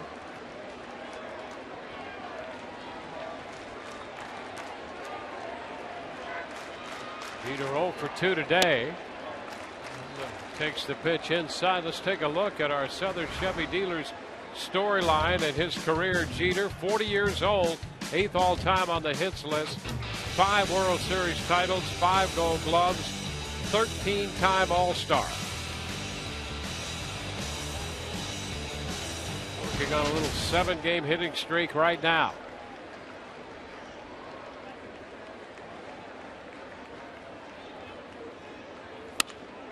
Fly ball center field. There's Jennings right there to make the catch. The Yankees score 1. They retake the lead 3-2 after 4.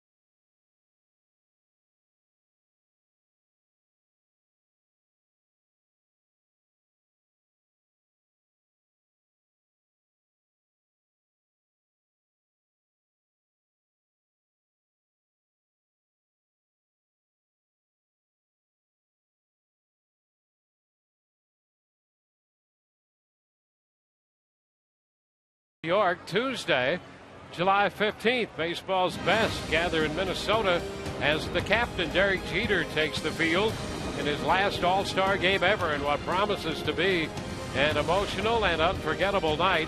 Special coverage begins at 4:30 on Fox Sports 1, followed by the 2014 All-Star game at 7:30 on Fox.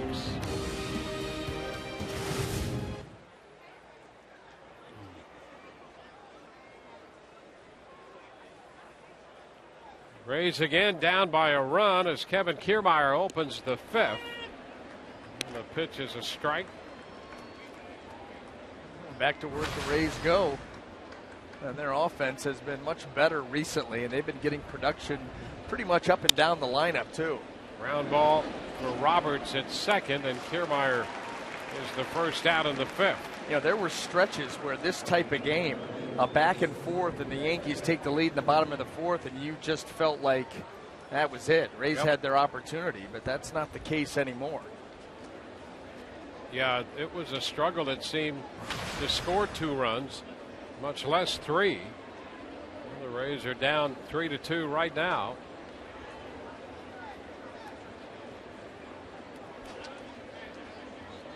And in the stretch, the Rays have gone 13-7. Offense has been a significant part of that. Jennings fouls this one, averaging 4.4 runs a game in that stretch and hitting .271 as a team.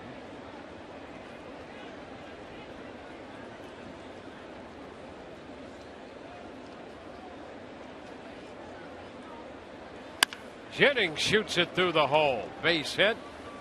That's his second hit. 2 for 3. 1 on, 1 out.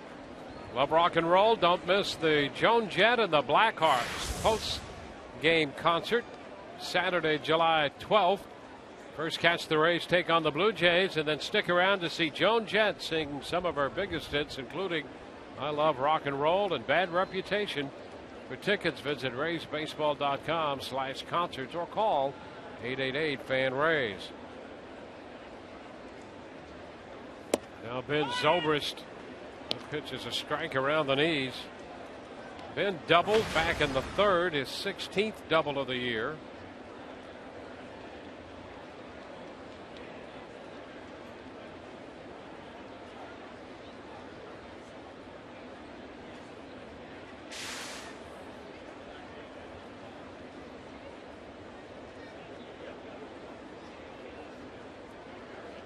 Yankees about hit the Rays 7-5. Rays trailed by a run, a move to first, back in Jennings.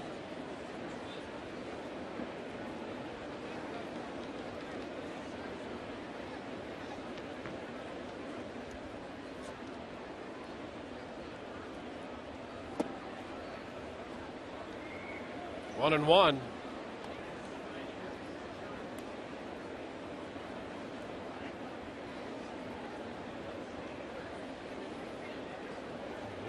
Coming in 2-4 with a .542 earned run average. Rays with a couple runs off him so far. It's a 2-1 count.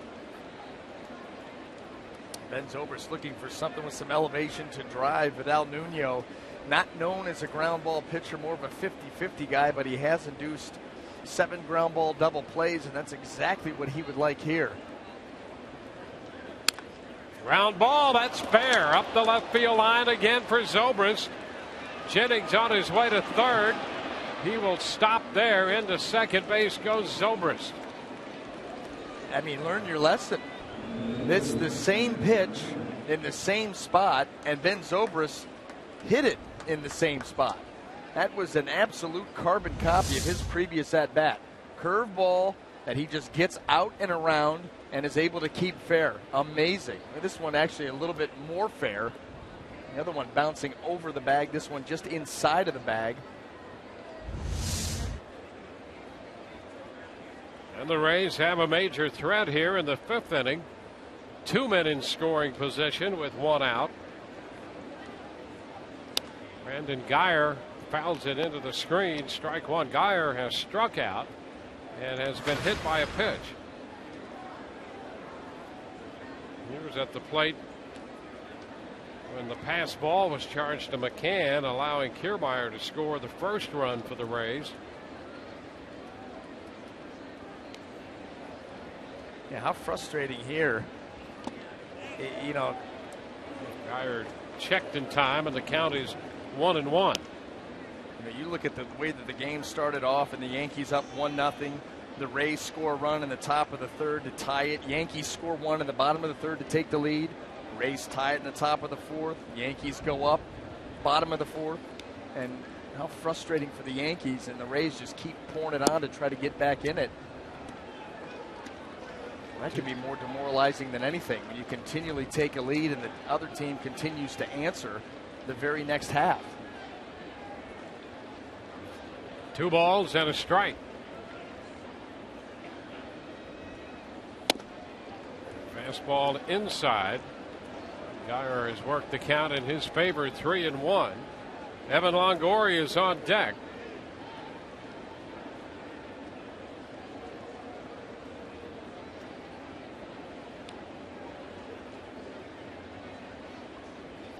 And a line base hit into left. Jennings scores. They're going to wave Zobrist to the plate. Here's the throw, and he is out at the plate. Zobrist cut down. Jennings scores the tying run. And the Rays lose Zobrist at the plate with Longoria coming up.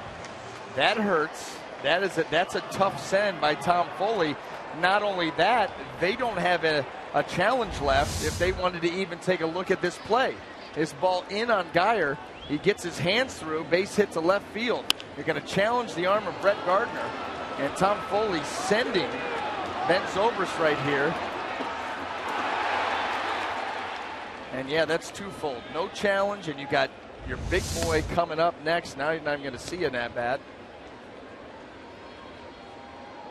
So it's a tie game. Longoria will be intentionally walked.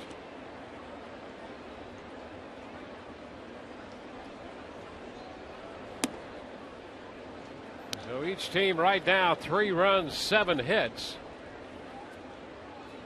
Geyer driving in the tying run. Going to second on the throw through to the plate. Yep, and they did get him. Got that tag right on the right leg right here of Ben Zobrist, well short of the plate. That was the right call. Good throw by Gardner. One hop, a throw that could be handled by McCann and then get back to the bag and get back to home plate and make that tag. So the Rays took a shot to grab the lead. Well, you know that doesn't bother Joe Madden a bit, at least as far as what he's going to say. He likes the Rays to be aggressive on the base paths. And you force Brett Gardner to make a perfect throw. Yeah, and that's the way the Rays have been known to play this game, and you really don't mind to see that. 1-0 the count to Loney. You know, Loney up here, a couple of strikeouts. His third look at Nuno.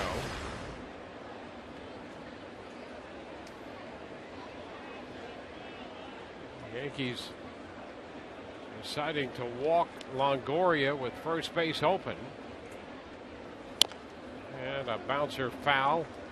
2-1.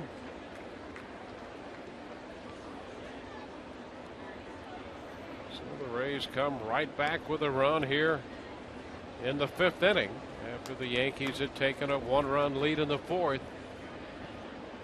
Geyer on second, Longoria at first.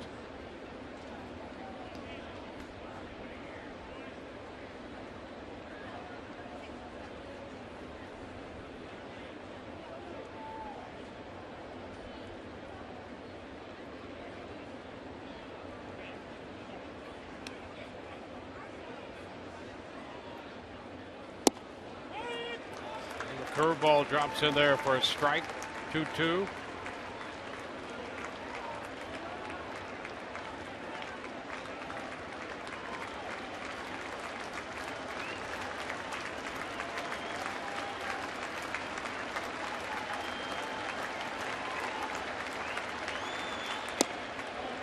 And a good takedown. Full count. Nuno has victimized James Loney with a curveball looking and a slider swinging. And here you go. Full count, runners in motion. Some action on this pitch. 3-2, and it's lifted into center field. Ichiro's there to make the catch. Rays score the tying run. They leave 2. It's a 3-3 ball game.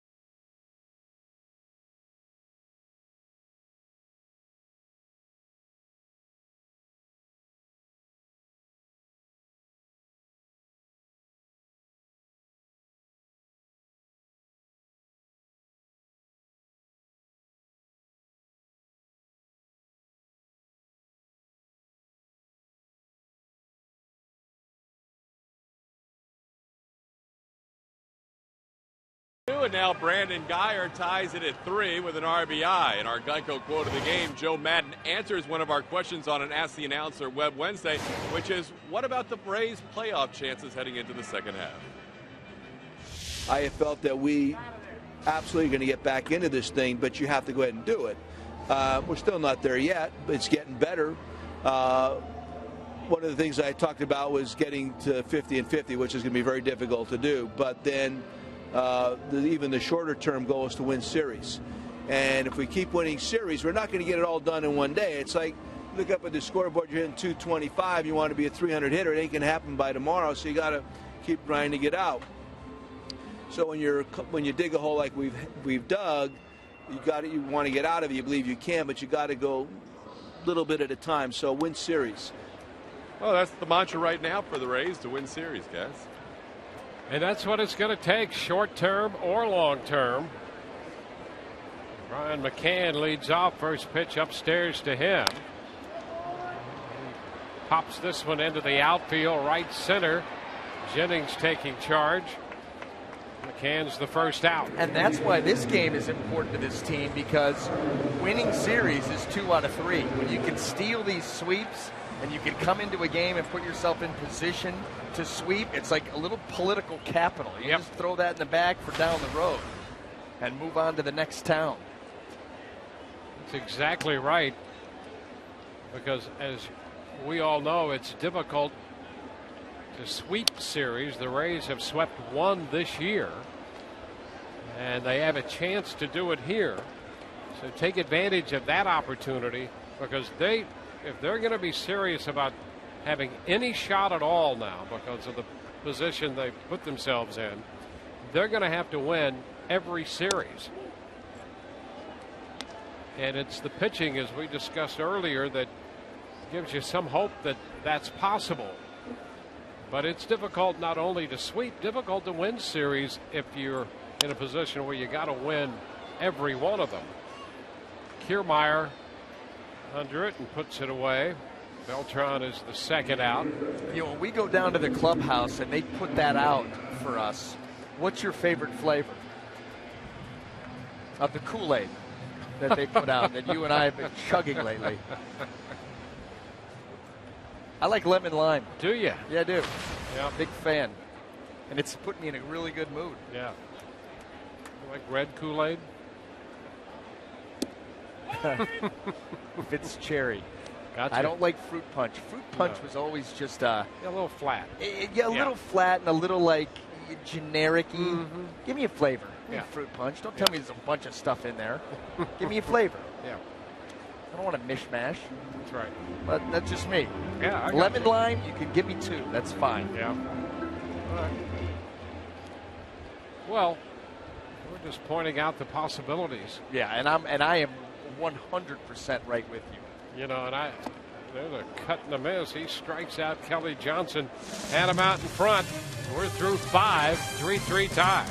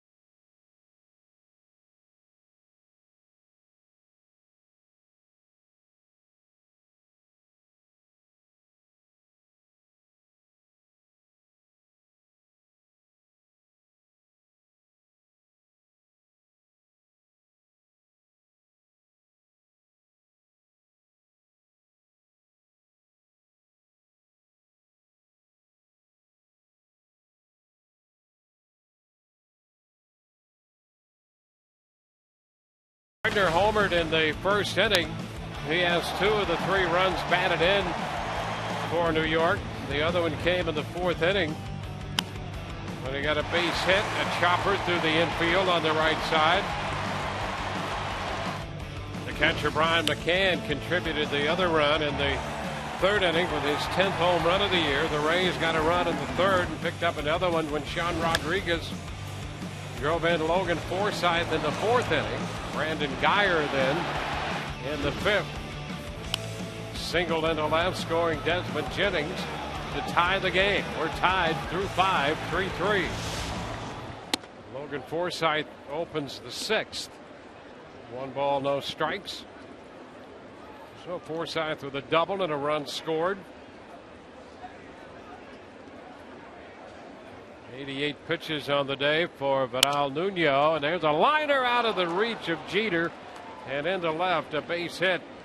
Forsythe sounded as if he broke his bat, but had just enough on that one to get it past Jeter. And always important to get the leadoff man aboard, and Forsythe with his 2nd hit of the day. That's now, what, 8 of his past 11 games? How about that? With multi-hit games, including now 5 in a row. He's turning out to be an inspiration with this little comeback here after that tough first 2.5 months of the season. And boy, he is swinging the bat and playing so well defensively. Has a leadoff base hit here in the 6th. That's 8 of 12. 8 of 12 multi-hit games, 4 in a row. Or, excuse me, 5 in a row. The Yankees have some action in their bullpen, stalling a bit, and now finally here comes Girardi out. And it would appear to be the end of the line for Nuno. He works 5 innings plus 1 hitter here in the 6th. We'll be back in a moment.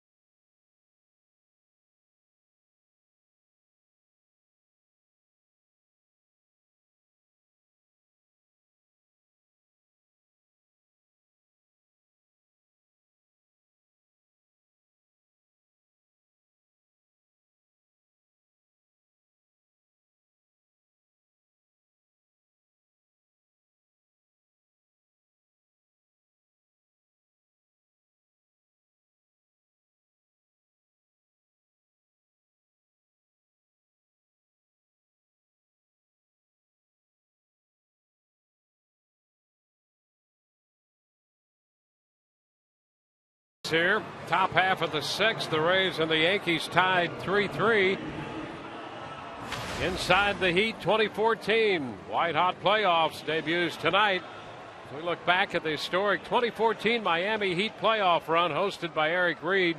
This episode features all 4 rounds of the playoffs as the Heat reach the finals. Once again, don't miss Inside the Heat 2014 white hot playoffs tonight at 7 p.m.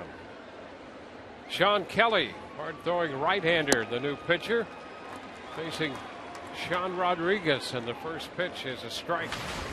Logan Forsythe at first as Kelly comes on. More than a strikeout an inning, comes on for the 26th time.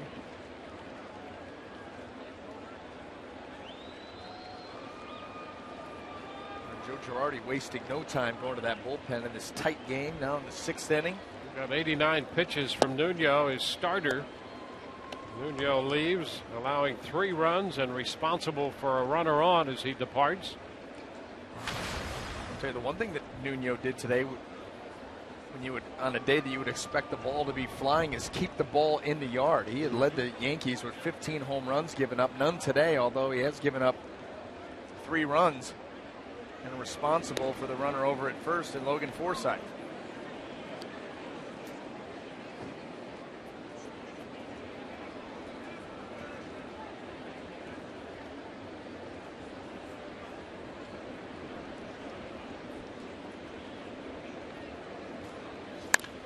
High fly ball, deep center. Ichiro back, looking up, gone! Home run for Sean Rodriguez. And the Rays, with one swing of the bat, take the lead. How about Sean Rodriguez and that monster shot to center? Sean has not gotten, over the years, many opportunities against right-handed pitchers, much more against lefties, but he has some damage. That was 4th home run off of right-handed pitching, half his total. A hanging slider, and one batter after Nuno, who kept the ball in the yard for the Yankees. Sean Kelly not able to. Kelly looking skyward after giving up the 2-run shot, and the Rays now lead 5-3. Ryan Hanigan takes the pitch upstairs. So Sean Rodriguez, with his 8th home run, he's driven in 3 runs in this game.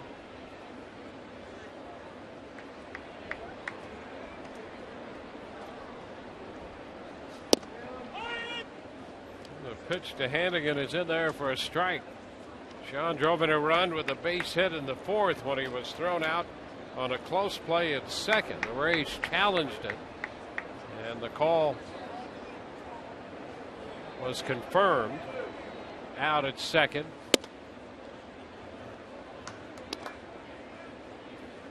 102.1 miles per hour off the bat for Sean Rodriguez, and the home run.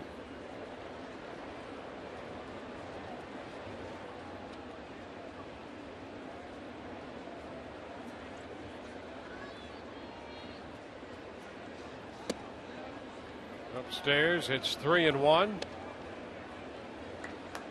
The Rays saw Kelly for 2 innings in the game here Monday night.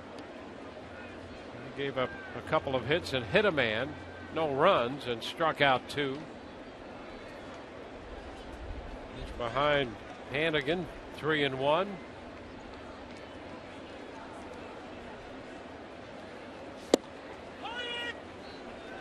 Count's full now.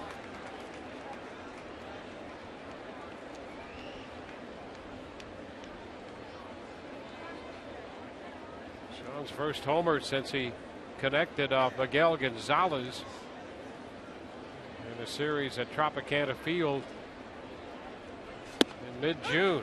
And Hanigan called out on strikes. He had taken a step toward first. Called out by Paul Scheiber. Let's take another look at the home run from Sean Rodriguez.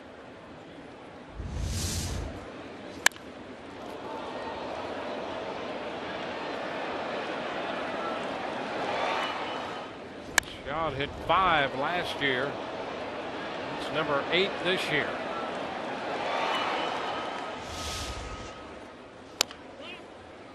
Kiermaier chops one foul.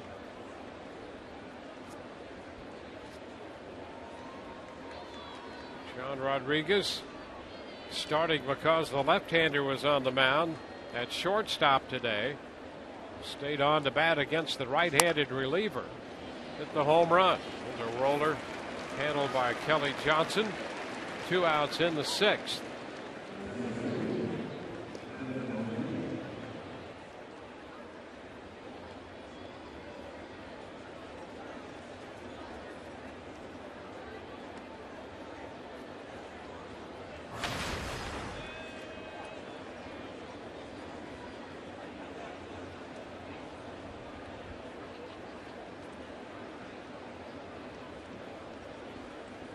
Desmond Jennings pitches in there for a strike. Desmond 2 for 3 with a run scored.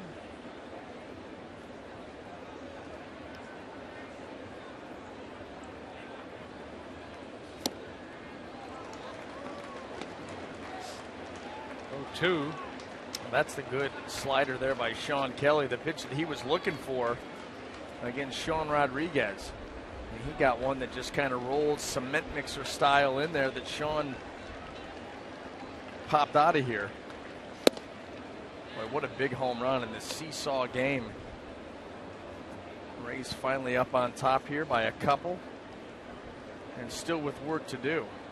But now this is when you'll see that Rays offense get even more aggressive. They'll be able to get some base runners. They'll start to really push things, playing from out in front. 2 balls, 2 strikes. That's why you'd love to get this guy on base. Sure would.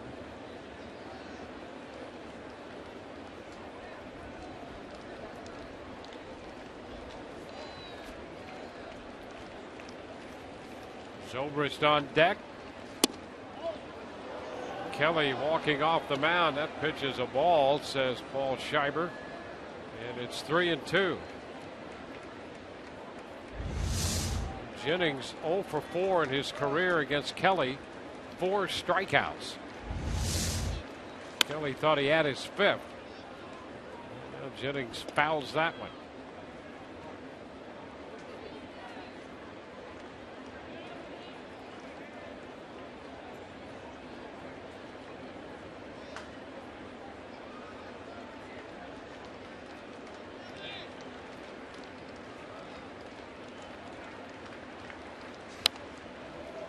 Fouled back.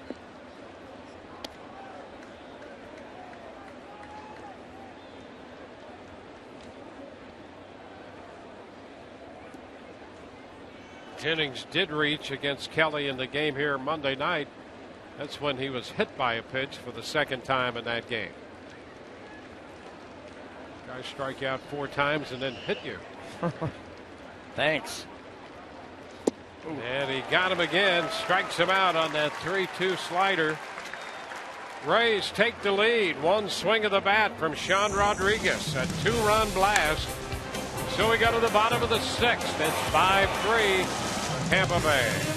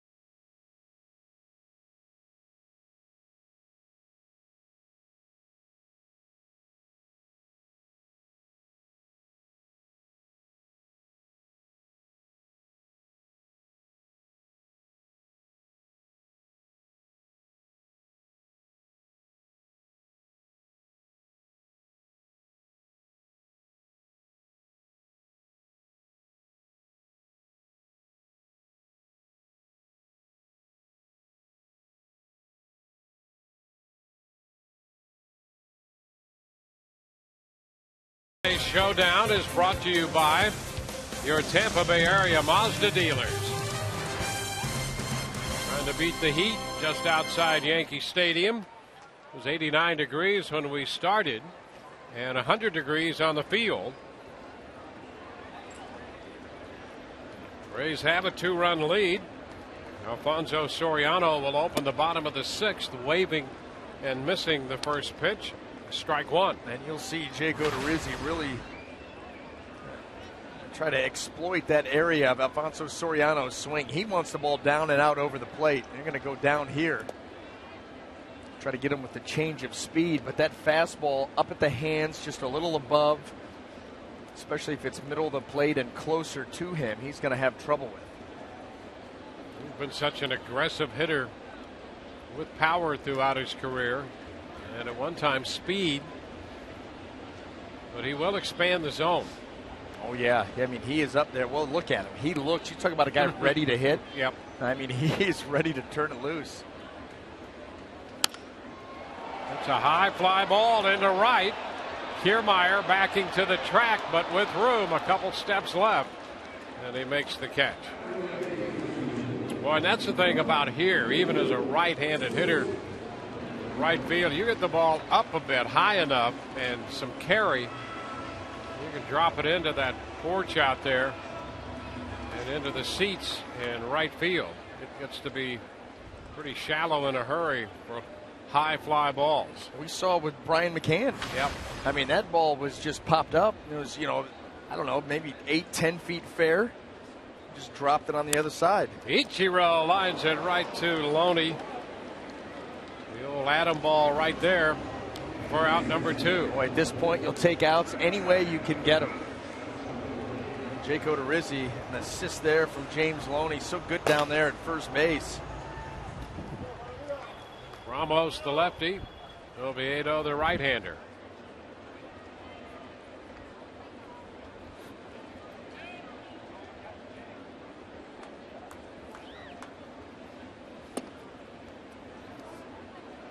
Pitch is high.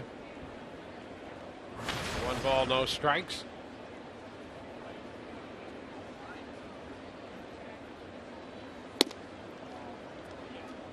Upstairs again to Roberts. 2-0.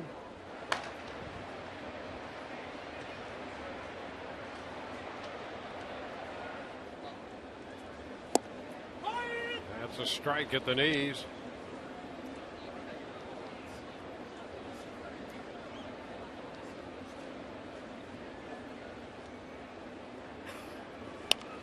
The foul straight back, going to be out of play.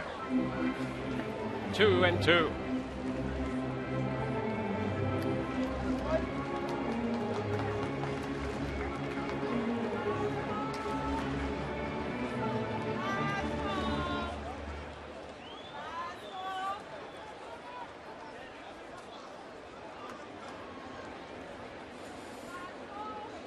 Upstairs. So that fastball too high, and we go to 3-2.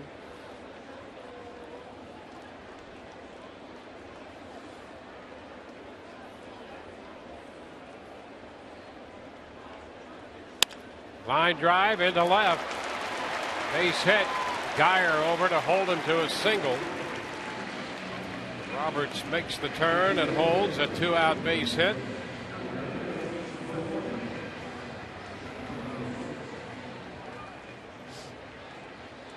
So the Yankees now have 8 hits. Here's Yangervis Solarte. And Joe Madden comes out of the Rays dugout. We saw the lefty Ramos and the right-hander Oviedo warming in the bullpen, and Odorizzi now 5 2/3, and he will depart with 100 pitches.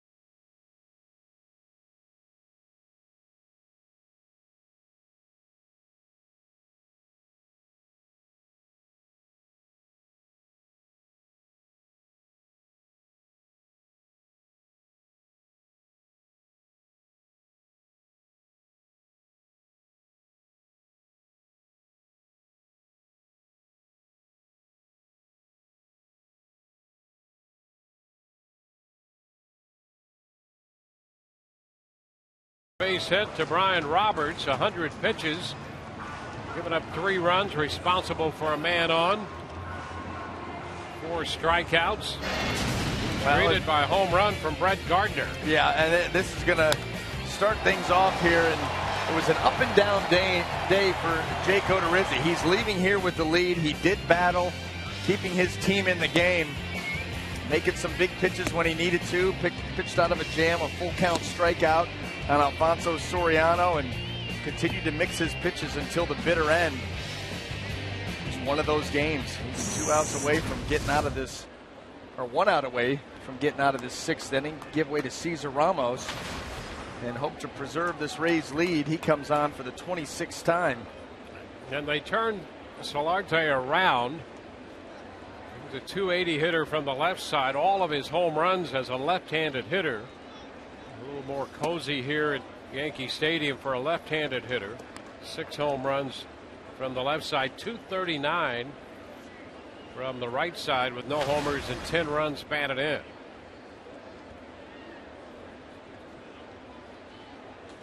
A 1 ball, no strike count.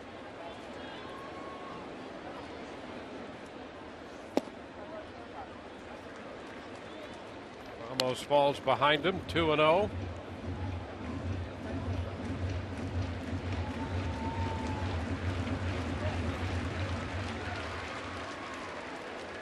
Ramos last worked Sunday, an inning and a third, and was touched for 3 runs in Baltimore.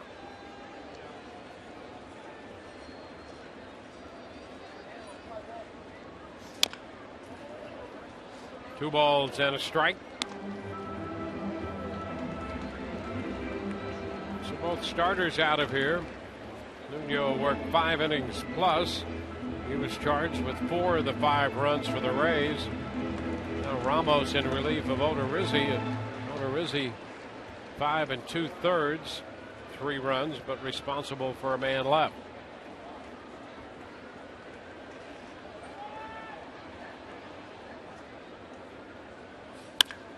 Line drive into left field, and Geyer right there to make the catch. Man left on base, and we go to the 7th. It's 5-3 Rays.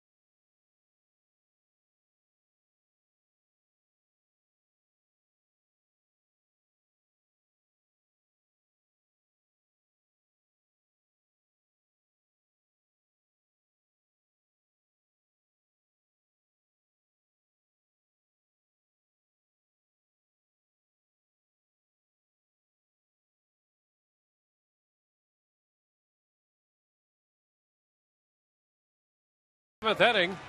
Fans follow every Rays game with MLB.com at bat on your favorite mobile phone or tablet. Get live look-ins, instant replay, scores, stats, audio, free MLB.TV game of the day, and more. Download on the App Store or visit RaysBaseball.com today. New pitcher in the 3rd of the day for New York.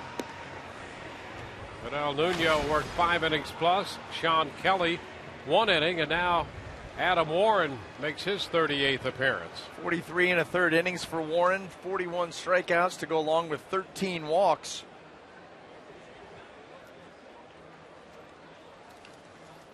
Another good arm coming out of this Yankee bullpen. The Rays will take aim at him as we get ready to start the top of the 7th.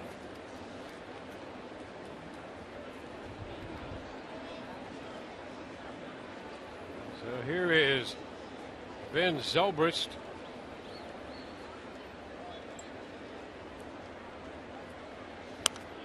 Fouls the first pitch from Warren, straight back. Ben, 2 out of 3 today. Picked up a pair of 2-base hits.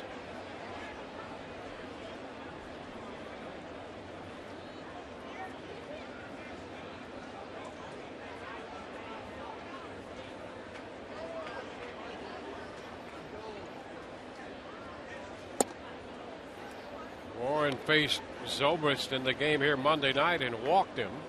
1 of 3 walks Ben picked up in that game.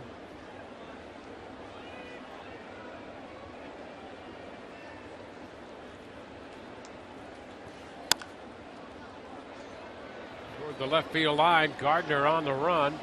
That's going to fall. Foul. 1 and 2. Let's check in with Todd quickly. Todd? Dwayne, we're about 200, 250 questions beyond our previous record, so congrats to the fans who have asked questions today. About 50 or 75 of those are involving meatloaf responses, but that's another story. Guys, people want to know, with the home run derby coming up in the All-Star game, you watch a lot of the Rays batting practice. If the Rays held their own home run derby, who might win? I know who I'm picking. I know who you're going with. And you're probably going with the same guy. You know what? I'll tell you what. Here's the thing. We're Yep. both captains. You have first pick, Okay. and I'll try to counter because I think you're going to make a really good one, and it's I'm going to gonna- be tough to beat you. I'm going to take James Loney. Yeah, you sandbagger. You sandbagger. Gave me first pick. Well, okay. My only chance, Yep. I'm taking Will Myers. Yeah. Batting practice, the thump off his bat. That's the Yeah. only shot. But you're right. If he puts his head into it, I don't know if anybody beats Loney. Yeah, that would be fun, though. That would be fun. Yeah. A home run hitting contest between Loney and Myers. Left and right, too. Yeah. You have to go to a stadium where you've got Yeah. equal. Mm-hmm. Tropicana Field sounds pretty close. Yeah. It's It pretty would be. fair. Yep, it is. Both and, left and not and right. particularly a hitter's paradise either. No. So, Let's set it Yeah. up. yeah. Well, we got to wait for Myers to get. We can't throw him out there yet. Oh, well, 'cause I thought I had an added advantage. I may be shut out. Ground ball through the middle and right there from shortstop Jeter, but the throw's not going to be in time. Zobrist got the ball over the mound and past second, and by the time Jeter got there, Zobrist had beaten it out. Rays now have 10 hits. Well, watch how far Jeter has to go to the other side of second base, and that just takes far too long to get a hustling Zobrist. And another leadoff runner aboard for the Rays.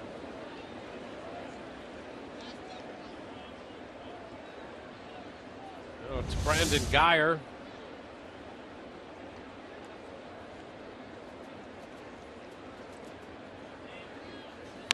Guyer puts down the bunt. Pretty good. Barehanded pickup and throw in time. That's a nice play by Solarte. Zobrist moves up to second. That's a situation where Guyer gets a sacrifice, but came close to having himself a hit.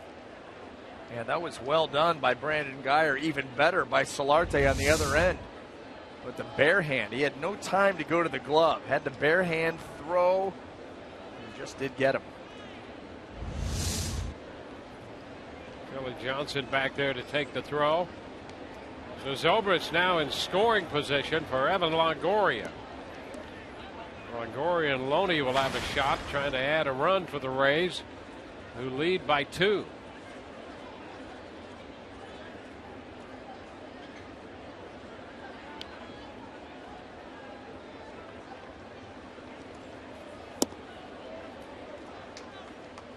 Too low to Evan. Yankees walked him intentionally in the 5th inning when Guyer before him had driven in a run and Zobrist had been thrown out at the plate.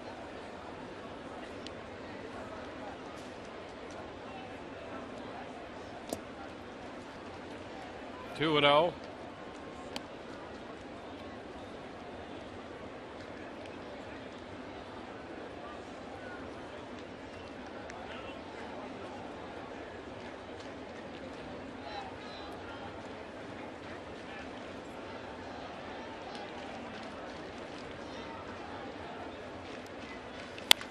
Ground ball shortstop. And a throw to second. They're going to get Zobrist caught in a rundown. Zobrist breaking too soon. And he was dead to rights. Roberts put the tag on him, taking the throw from Jeter. Yeah, Ben got caught there. That ball was out in front of him. And watch the secondary lead. And then the break. 2 steps too many before he realizes. And that's all it takes.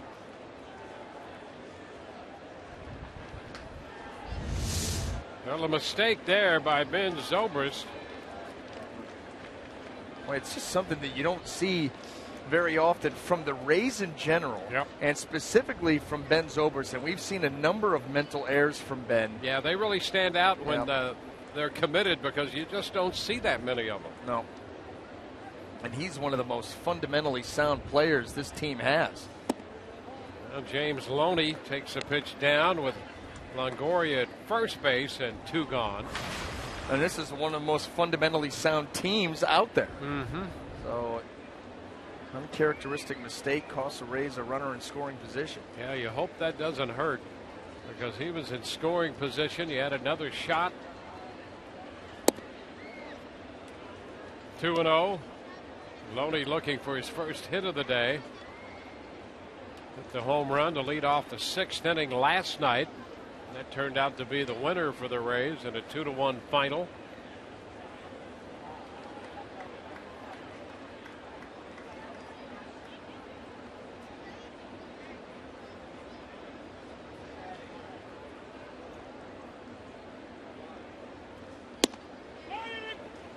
Two balls and a strike.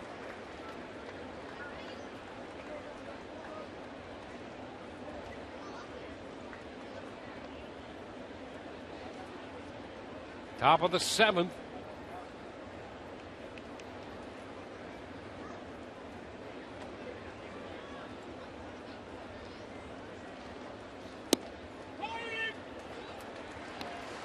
Two now on Loney.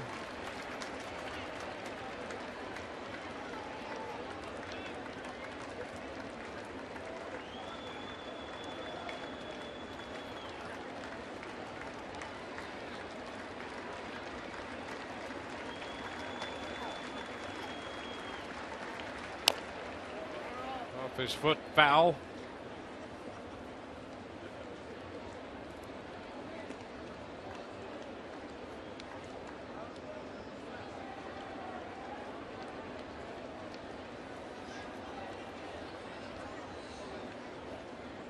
Four runs off Nuno and 1 off Kelly.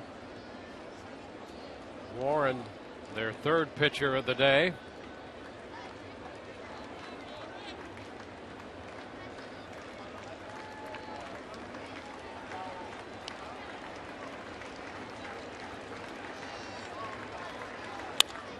Base hit into left. That moves Longoria to second base. He's in scoring position with 2 outs.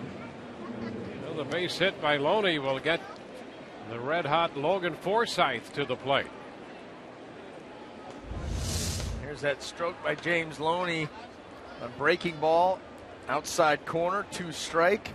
Hit the ball the other way. You know, he's one of those guys that just has no fear hitting with 2 strikes, because he can cover just about everything and put the ball in play and put a good at-bat on you. And that extends the innings for the Rays here.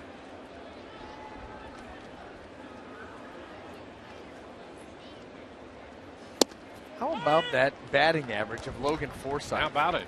I mean, he's up to 256, which, listen, on this team, that's scalding hot. Yep. Well, he has been scalding hot to get there. Yeah, well, he's had to be. Boy, he was hovering down for a long time trying to crawl out of that hole that he had put himself in, and he's done it in a big way. 1 ball, 1 strike.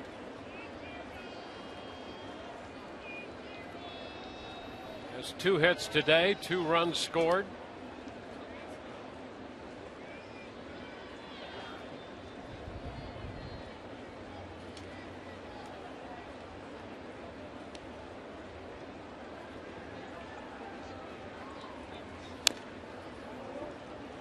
Foul ball, runs it to a ball and 2 strikes.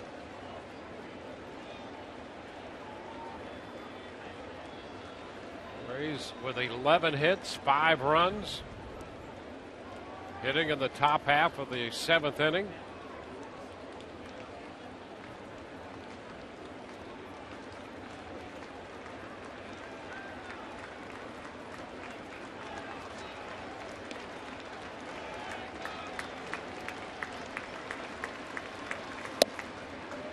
Two and two. Take as that pitch will run down. Pitch at 97 from Warren. With that action down.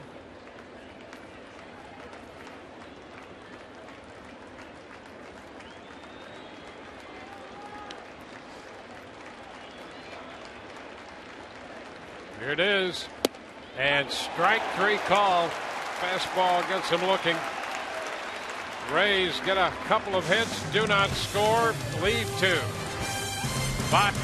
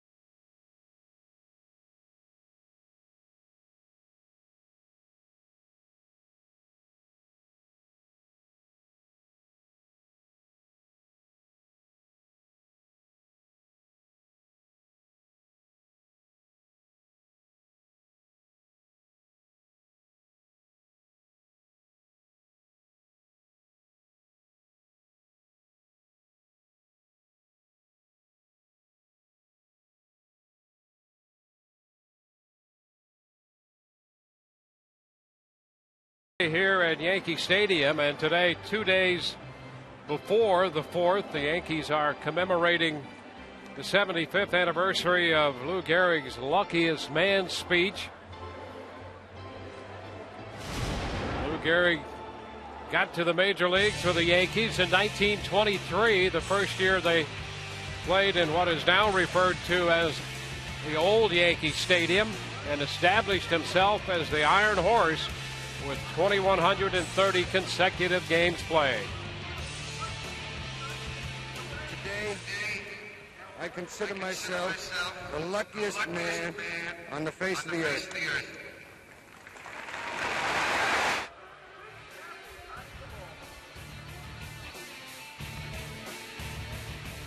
And so Lou Gehrig, stricken by ALS, otherwise known as Lou Gehrig's disease.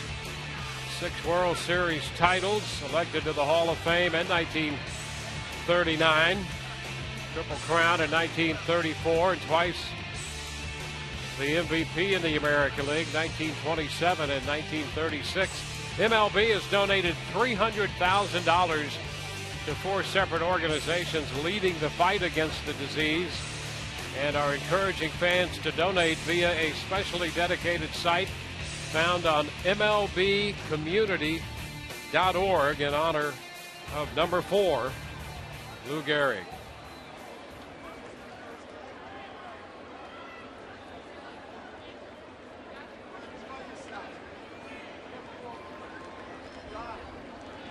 We go to the bottom of the 7th inning. The Yankees will have the top of their order. Brett Gardner, Cesar Ramos in here to face the left-handed bat of Gardner. Although Gardner's hitting over 300 this year off left-handed pitching. He's driven in 2 of the runs today for New York, one with a home run in the first. And the pitch is a strike. Jeter next, and then McCann.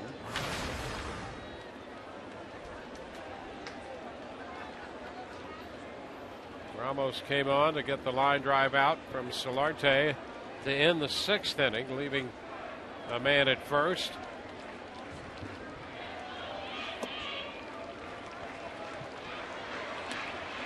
One ball, one strike.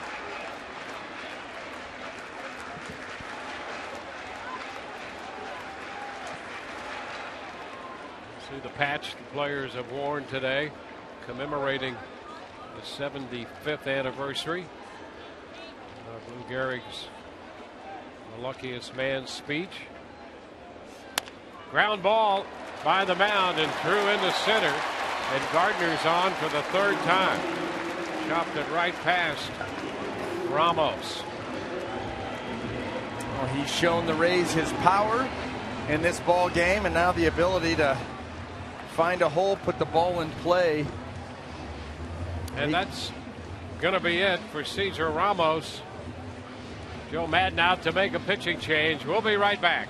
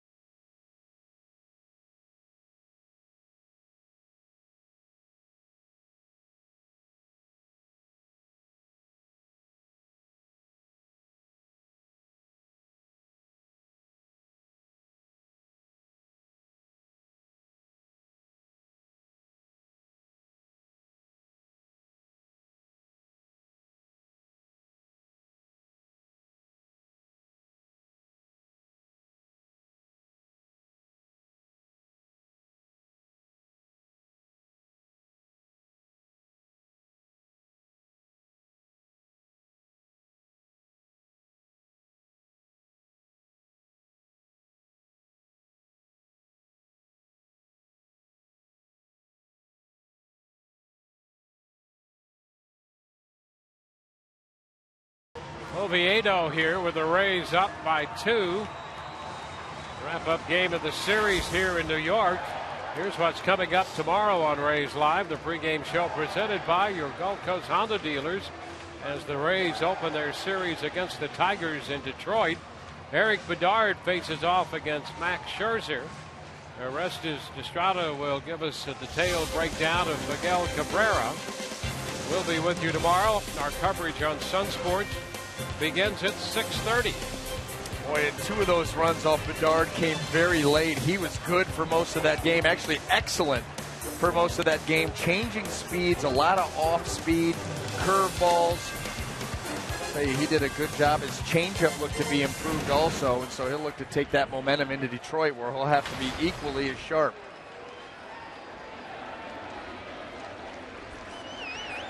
Derek Jeter to face Oviedo. He inherits the runner at first.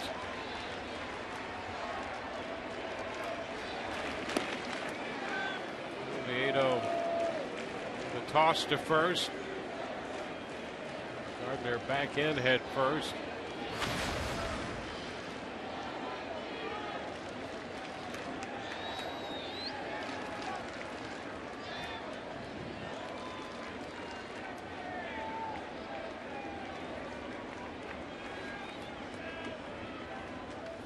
Jeter hits it on the ground to third. Longoria down to second. One. The turn. Safe at first.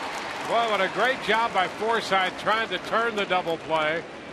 As that play started by Longoria on quite a pickup deep at third. Yeah, and he's got to spin and throw off balance all the way to second base and get it on target. And you see right there, not a whole lot of time to set your feet, but the throw's right there. And Forsythe, his return throw, good enough. Trying to avoid getting wiped out there at second base, and just a little bit tardy. 2 long throws. Jeter aboard on the fielder's choice. Some nice defensive work by the Rays. Here's McCann. Ryan McCann takes a strike.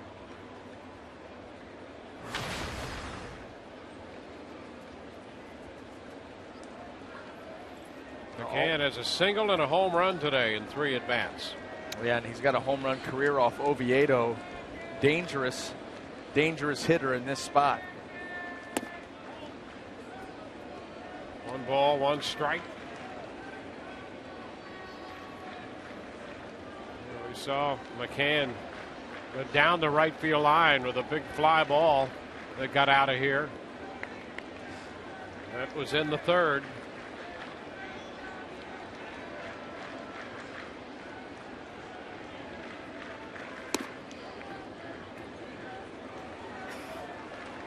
Two balls and a strike.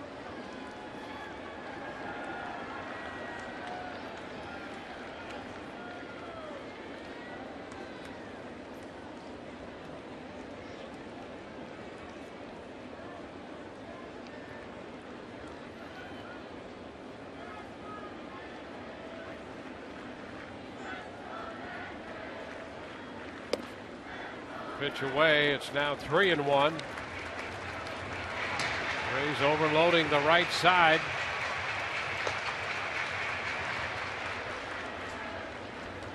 See Longoria alone on the left side of the infield.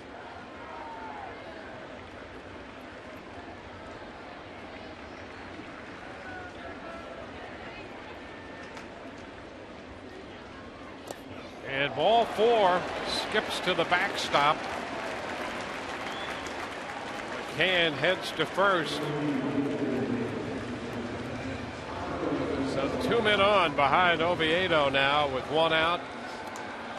Carlos Beltran headed to the plate. Yeah, that's not the right formula. You want to force this Yankee lineup to earn it. You know, they've had trouble scoring runs. You don't want to help them out.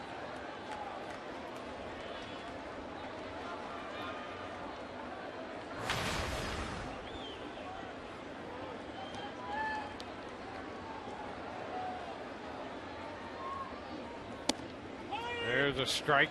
Yeah, the 7th inning. Already a little shaky for the Rays. The base running mistake in the top half of the inning. And then in the bottom half, the Yankees put the leadoff man on. Now 2 men on with 1 away. The walk to McCann.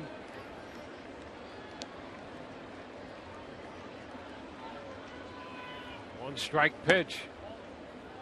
Just missed. 1-1.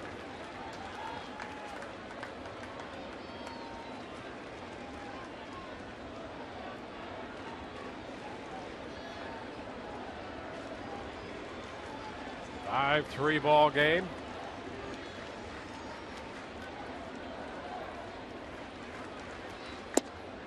There's a strike. 1-2.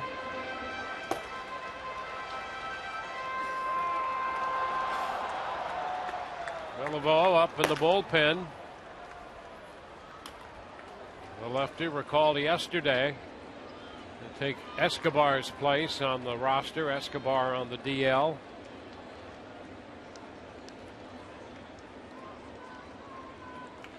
One, two. There goes the bat. Look out. A swing and a miss, and the bat winds up in the stands. A strikeout of Beltran. Big out right there for Oviedo and the Rays. He comes right back after the walk. How about the changeup here? The 2-strike changeup. Good finish. So good that Beltran way out in front loses his bat, and watch your lips. Yeah, duck out of the way. Right here, this is the perfect move. Get out of there, let dude and other dude take it, and then turn and grab it. Right back to you. Yeah. No, white shirt, get out of there. It's Kelly Johnson.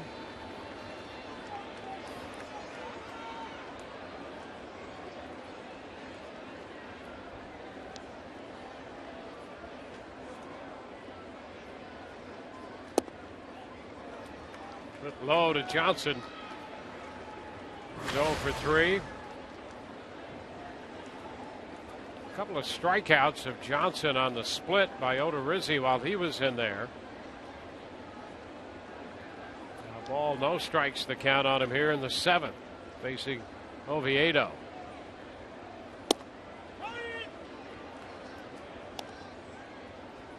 One and one.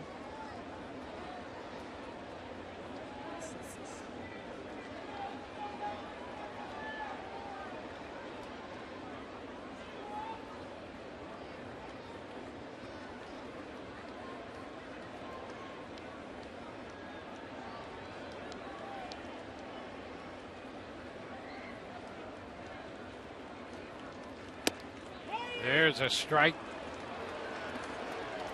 1 and 2. Well, he masks his pitches very well. Oviedo, the majority of work that he does revolves around the fastball and the changeup, and both of them, it's tough to tell them apart. He has the same arm slot, same arm speed, obviously about a 10-mile difference in the velocity, and that's about the only way to tell them apart.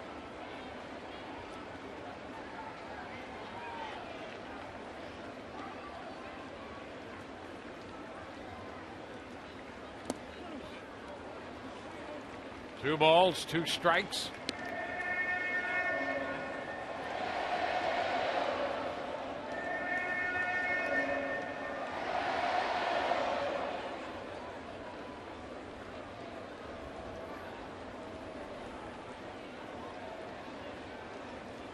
Rays with a 2-run lead here in the bottom of the 7th inning.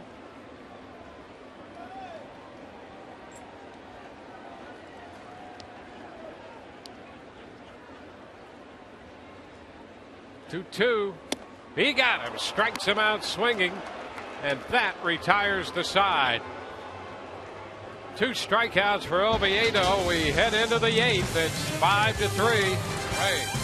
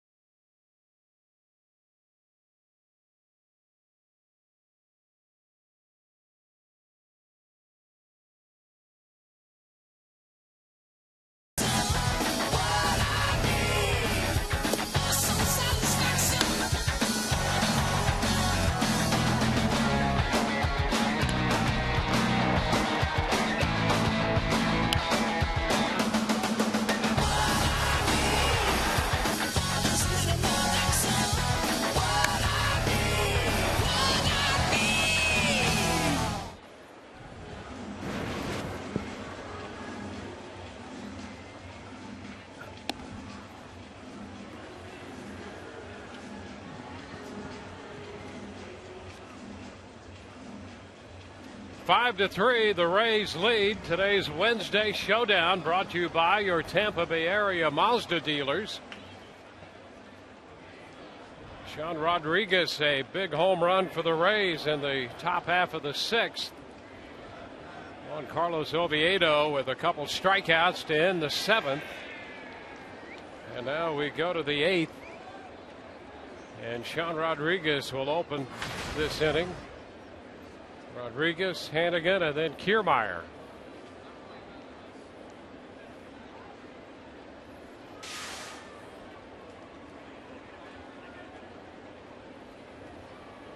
Four runs off Nuno, the starter. The other run charged to Kelly. Adam Warren worked the scoreless second. Rays put a couple men on and left him on. Getting a little ahead of themselves there. Scoreboard trying to help the home team. Wishful thinking. Yep. Oh, there they go. I heard you, D. Wayne. One strike to count on Sean Rodriguez.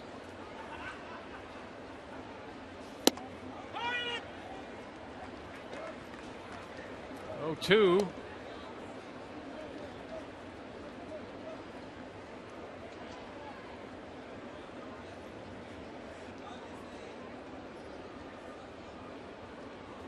Warren, a very good arm. Rodriguez fouls it out of play.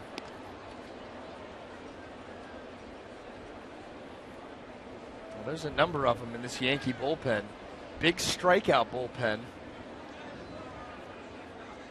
One of the top teams also in strikeouts. Rays #1 in baseball.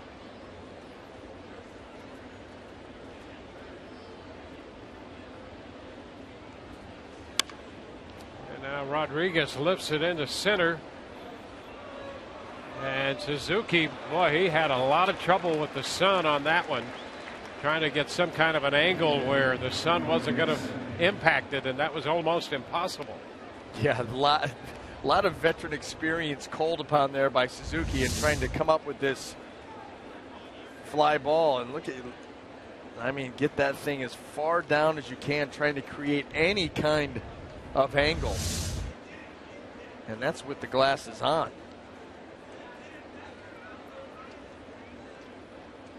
Tell you what, since it's turned summer, we've seen a number of guys, glasses on, glove up, hand up, still struggling with the sun. Really on this trip, we've had beautiful weather.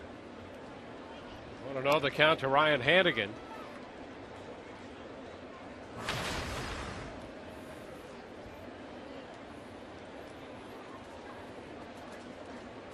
Hanigan 0 for 2. He walked in the 3rd.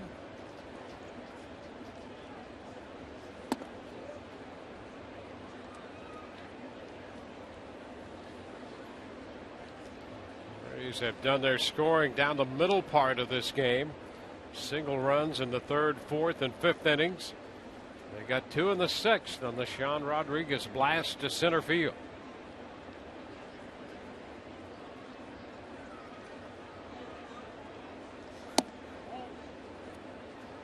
There's ball 3. Rays had a chance to add to their lead in the 7th. They'd like to pick up another run or 2 to carry into the last couple innings of this game. You don't want to become stagnant and then all of a sudden allow the Yankees to blow right by you. Just keep adding on, keep pressing the envelope. A walk here to Hanigan helps. So he'll head to first and be there with 1 out. And Joe Girardi comes out of the dugout with Kevin Kiermaier's left-handed bat due. Pitching change coming, and we'll be back in a moment.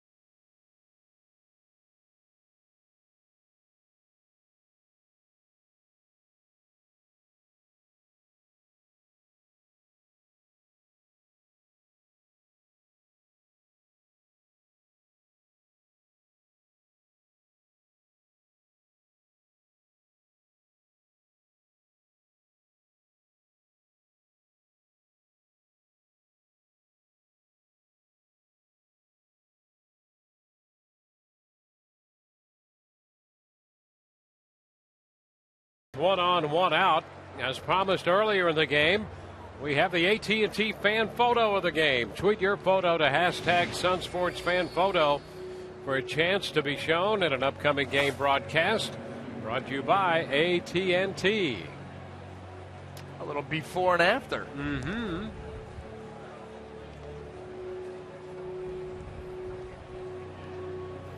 Fashionable Rays fans, that couple. Sealing the deal. And here's David Huff. We saw David Huff in last night's ball game. Very sharp for the Yankees. Get that fastball up in that 93-mile-an-hour range. He had a couple strikeouts in the game last night. He retired Kevin Kiermaier on a line drive to left.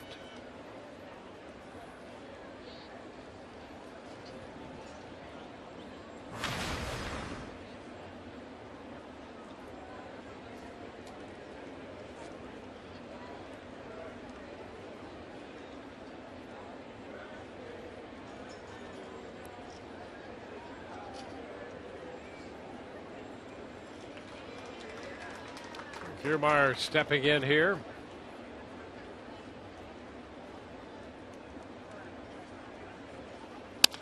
Ground ball to short. Jeter. Roberts won first. That's not in time. No chance to complete the double play with Hanigan forced at second. Well, and the nature of the defensive setup for the Yankees with Roberts coming from where he was coming from. First of all, you got Kiermaier from the left side hustling up the line. This was sharply hit, but he's got to throw this on the run and not able to get enough on it. And I don't know if that would have mattered anyway with the hustle of Kiermaier.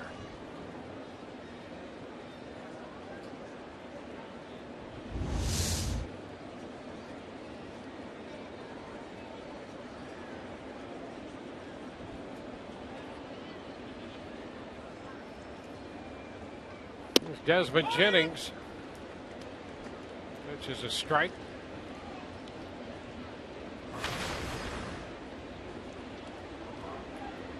Desmond with a couple hits in the game, 2 for 4.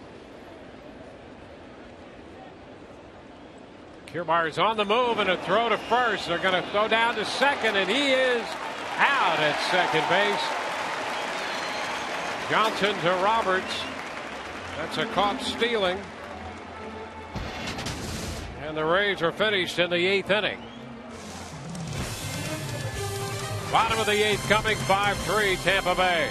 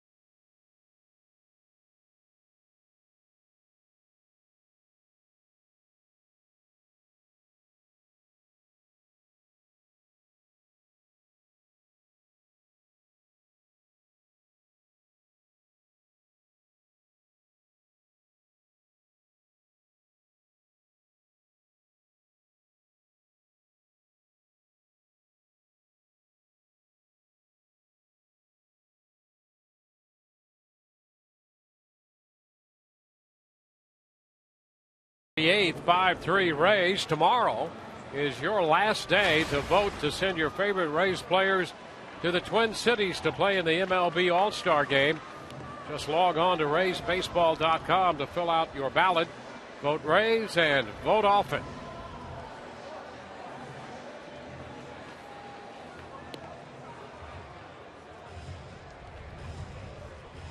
Joel Peralta, pitcher number 4 for Joe Madden and Jim Hickey today. They've got 2 innings to hold a 2-run lead, and Peralta up first for the 39th time. 35 innings of work, 39 strikeouts, 11 walks.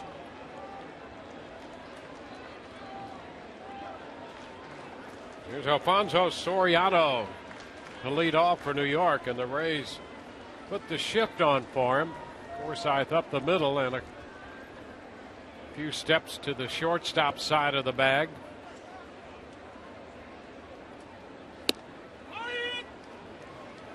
Breaking pitch in there for a strike.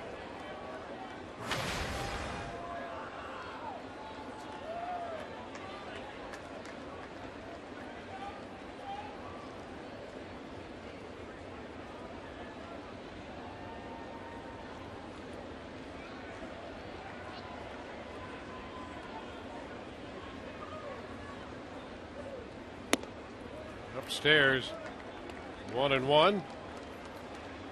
So Odorizzi pitched 5 2/3. Ramos a third. Oviedo 1 full inning, and now it's Peralta.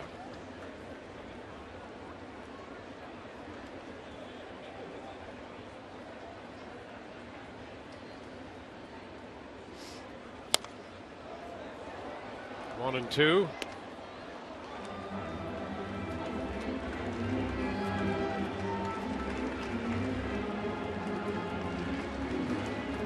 Wrapping up this series in New York, headed to Detroit.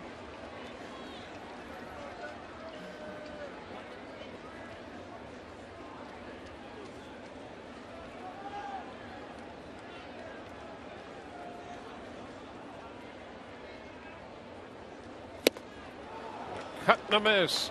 Soriano out on strikes. Missed the fastball. Well, that's where you can get Soriano with that heater. Climb the ladder with it. And he goes up there right around letter high out over the plate. And Soriano, see right there, valiant effort, just can't get up to it.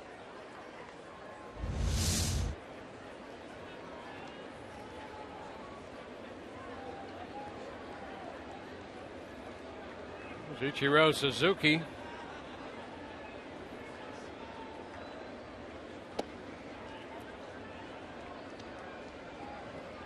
Ball, no strikes.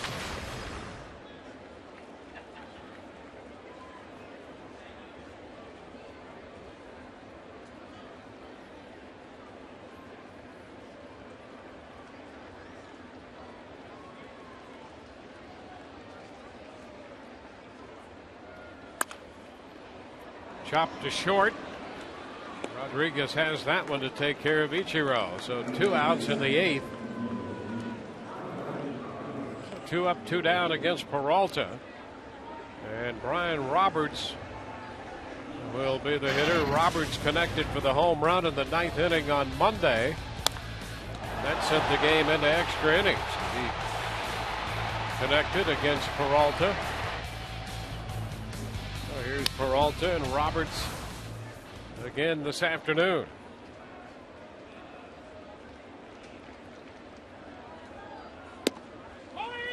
Takes the pitch for a strike.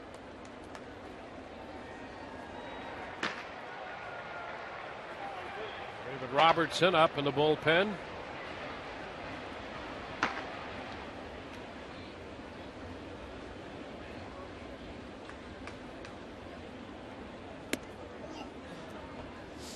One and one.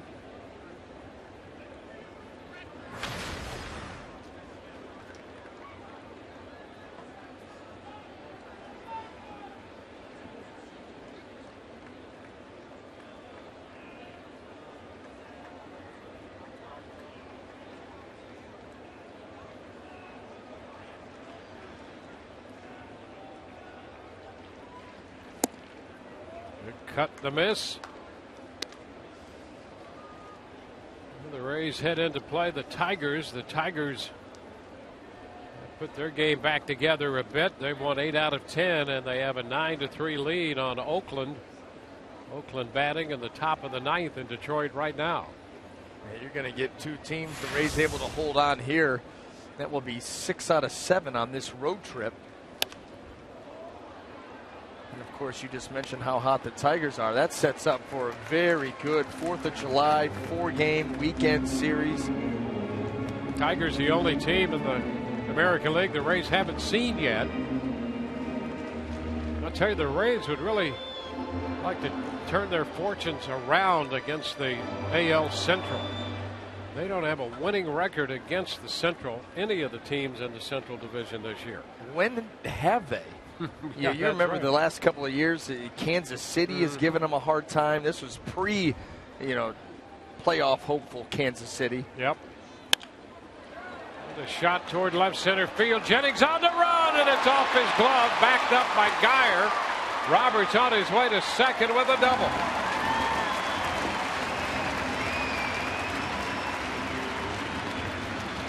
Jennings tried to make a spectacular grab out there off his glove, and Geyer hustling to back it up. Yeah, he gets a good jump here. This is a split that Roberts stays on, hits the ball the other way, and this is the effort by Desmond.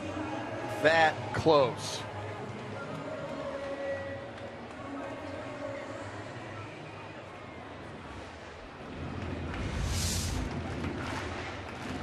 So now Roberts aboard, and Solarte will be the hitter.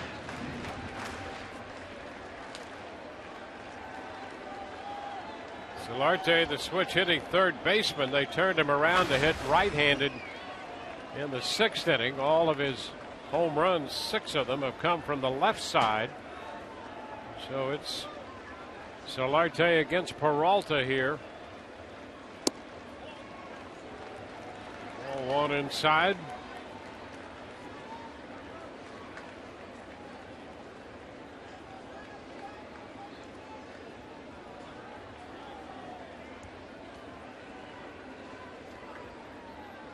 Bottom of the 8th.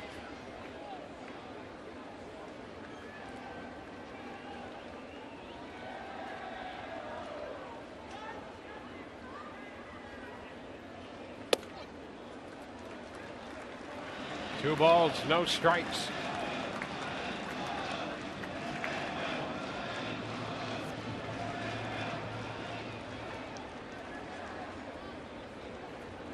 Rays on their 4th pitcher.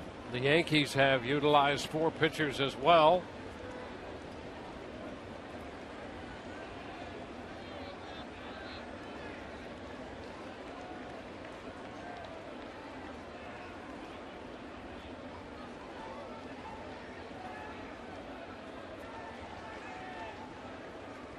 Two-0. Strike call. 2-1.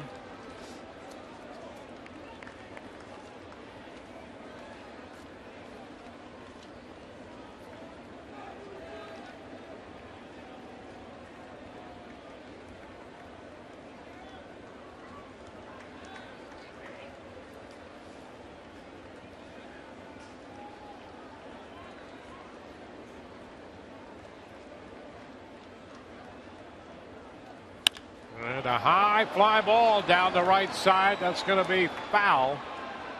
Boy, anything like that, you're concerned that didn't have distance, but it's so short down that line. Doesn't have to be hit well. Now that pitch right there by Peralta was a split, and that split had no finish. And that's what scares you, because if that pitch stays up and out over the plate, you've got a chance for a hitter to get a good swing at it. And that ball just stays right up there. In fact, he may have benefited from it being so far up. I think he did. A little further down, that would have been right into Solarte's wheelhouse.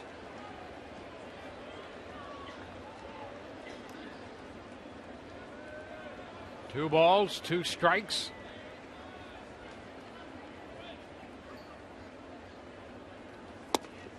Ooh, pretty close there on the fastball to run it full. Well, HANIGAN out on the outside corner, angles back. Look at him just steal it right there. That was close. Took a shot at the perfect pitch. Now 3-2.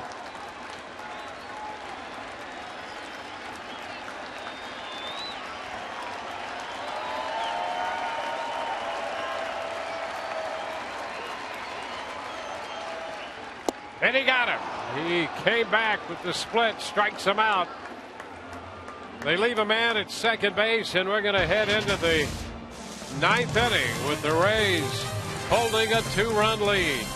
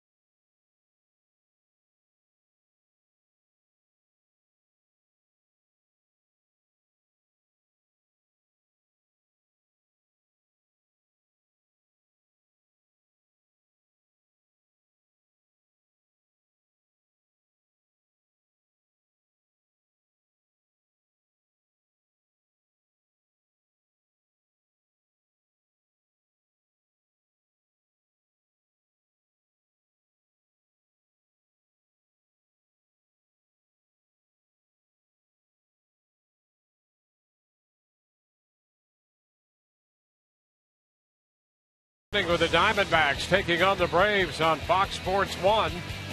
Then it's Baseball Night in America on Fox as Nelson Cruz and the Orioles take on the defending world champions, the Boston Red Sox. While the Rangers take on the Mets. Our MLB doubleheader begins next Saturday at 3:30 p.m. Eastern on Fox Sports 1 and continues at 7 p.m. Eastern on Fox. Big strikeout by Peralta to get Solarte, ending the 8th with a man on. So we'll head into the 9th. And the Rays will have the top of the order, Desmond Jennings, to lead it off.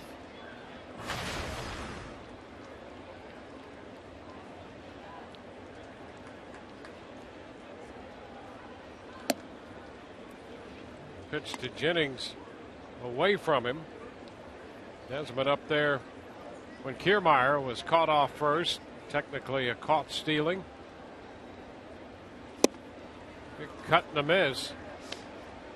1-1. Well, Rays an opportunity here to sweep this Yankees ball club. You're into the 9th inning. You know, this is a Yankees team. We talked about the fact that they've dropped a number of games in a row from the June 1st. I mean, from the 1st of June all the way till today, just July the 2nd, they've had 3 4-game losing streaks. Not been able to put anything together consistently, on the verge of dropping another one here at home. And the Rays, on the other hand, surging, playing very well, high level of confidence. Still got an inning to go. And Zobrist on deck. Jennings takes a walk. So there's the leadoff man on base here in the 9th.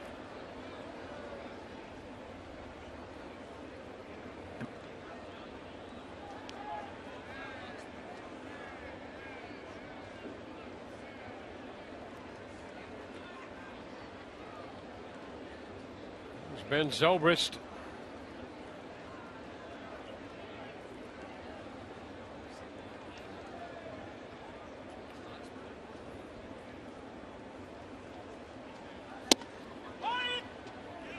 Strike. Been 2 doubles and a single.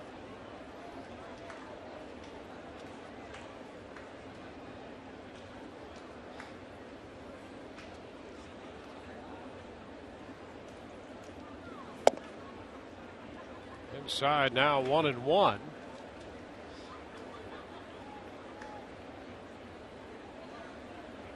Rays scored 4 off Nuno. Got 1 off Kelly.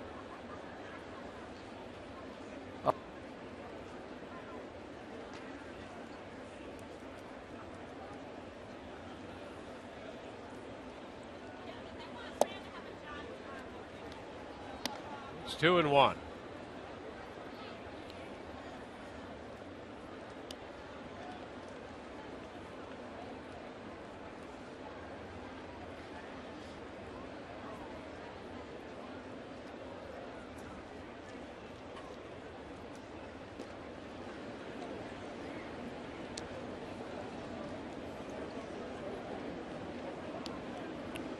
Desmond Jennings, the runner at first, on for the 3rd time. Huff has walked him. Falling behind Zobrist here. He should get something to hit. Good lead there by Desmond. Fouled away by Ben Zobrist, and the count is 2-2. These are the situations that Joe Madden will roll the dice a little bit. Got a 2-run lead. If he's got an idea, an inkling of something, put a play on. You do have a good speed man out there at first base, and Desmond.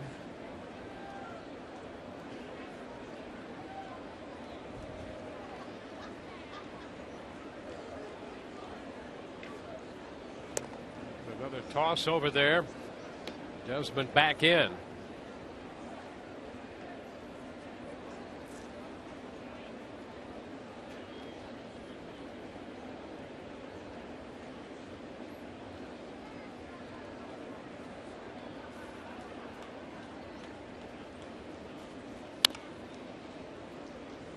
Count still 2-2.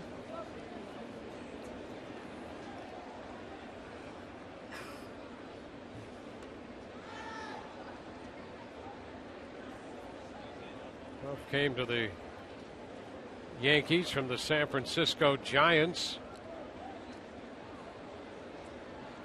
It was about 3 weeks ago.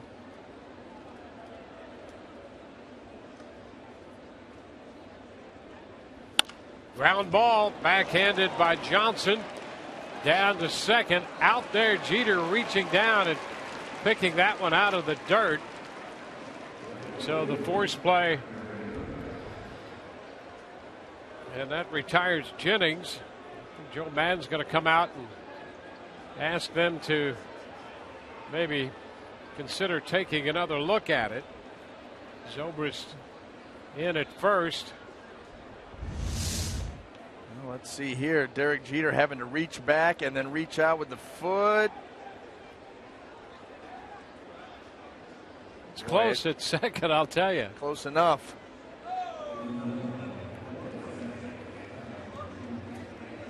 This is where the old clear and convincing and the call on the field may trump everything, because that's as close as you can get. I mean, really. So Madden, in a gentlemanly fashion, asking them to take another look at that. So the play is under review. Well, and that's something that he can do. You know, he lost his challenge early, but once you get to the 7th inning and beyond, you can go out and ask for this. And obviously the umpires feel that it was close enough to warrant another look.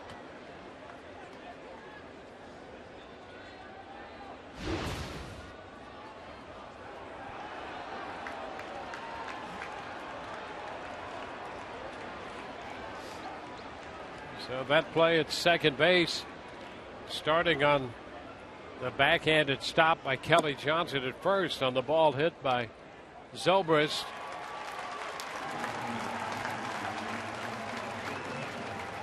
So they did take a look at it, and the call will stand at second base. Jennings is the first out of the inning. Johnson to Jeter.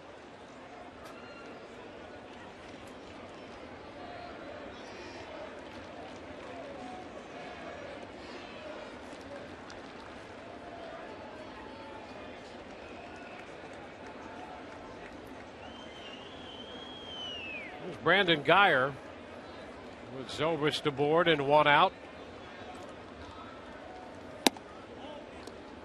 Gardner takes a look at it wide. Geyer drove in a run with a base hit to left in the 5th. He was hit by a pitch in the 3rd. Sacrificed in the 7th after a strikeout in the 1st. Outside of 3rd, a foul ball. And it's 1-1. Well, coming up on Rays Live, the postgame presented by Checkers. It will be Rich and Orestes anchoring the coverage. We'll zero in on Sean Rodriguez and his power surge. We'll have Joe Madden's press conference, and Todd will have interviews from the clubhouse. Another roller foul, third base side. It's 1-2.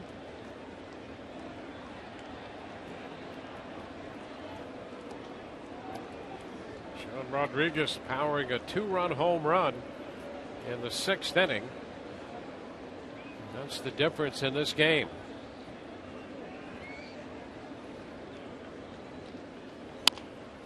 Ground ball toward the hole to his left. Solarte throws it into right field. Zobrist on his way to 3rd. Into second base goes Geyer. And suddenly the Rays have 2 men in scoring position.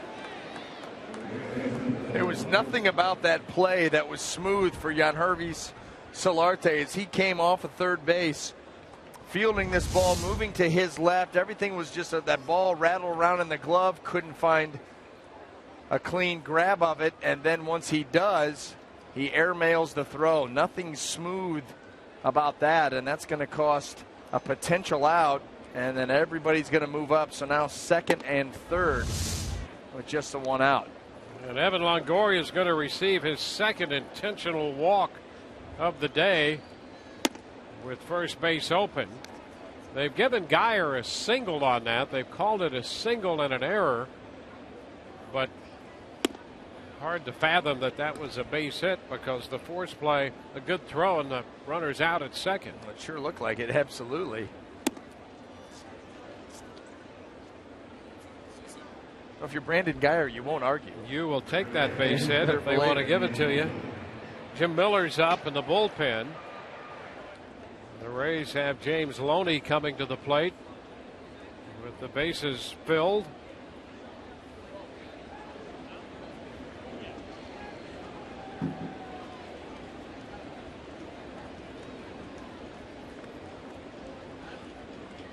Loney singled in the 7th.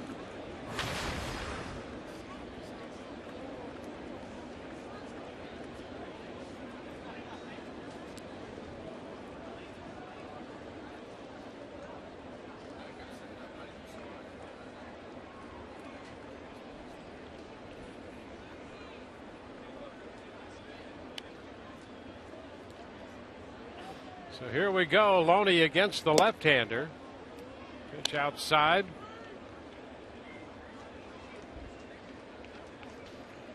One ball, no strikes.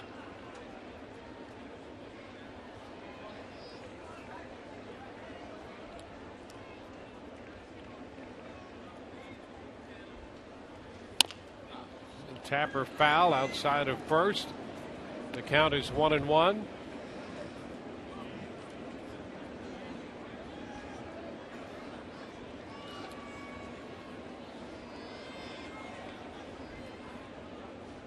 Rays lead by 2. Bases loaded, 1 out.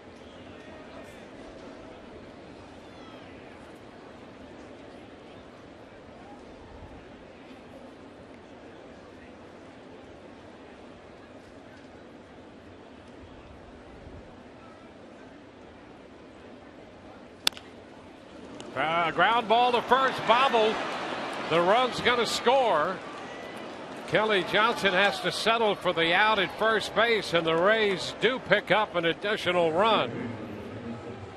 Geyer to 3rd and Longoria up to 2nd.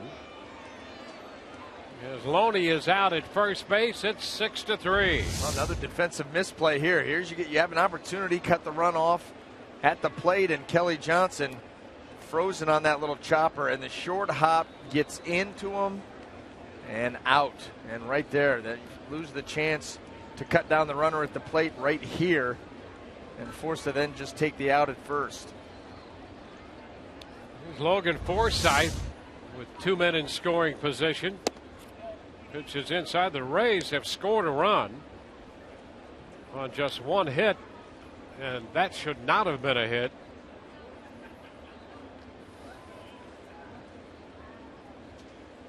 So it's 6-3. Forsythe waves through it. It's 1-1. Get 50% off at papajohns.com. The day after the Rays score 6. Use promo code RAYS6. Zobrist scoring the run here in the 9th inning.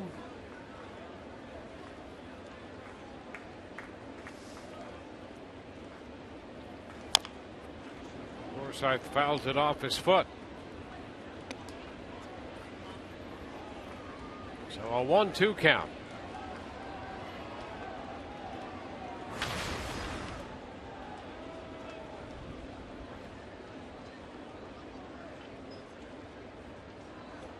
See the series for Forsythe, 6 for 13, and 2 more hits today.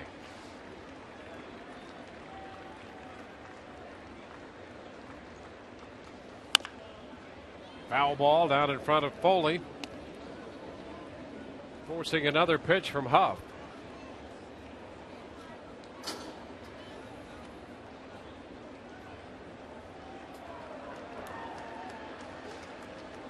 Now, we talked about his multi-hit games. He's now done it 5 straight games. And after that very slow start for Logan, he is in elite company because there's no other Ray that's done that this year. And a cut and a miss. He's out on strikes. Rays add a run. Bottom of the 9th coming, 6-3 Tampa Bay.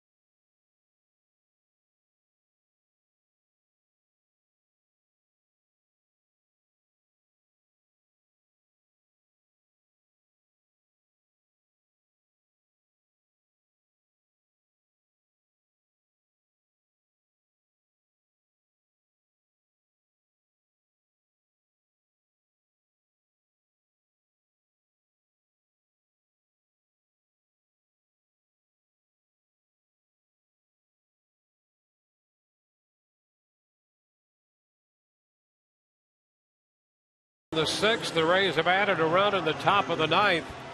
Will carry a 6-3 advantage into the bottom of the 9th inning, and you can see the standings right now.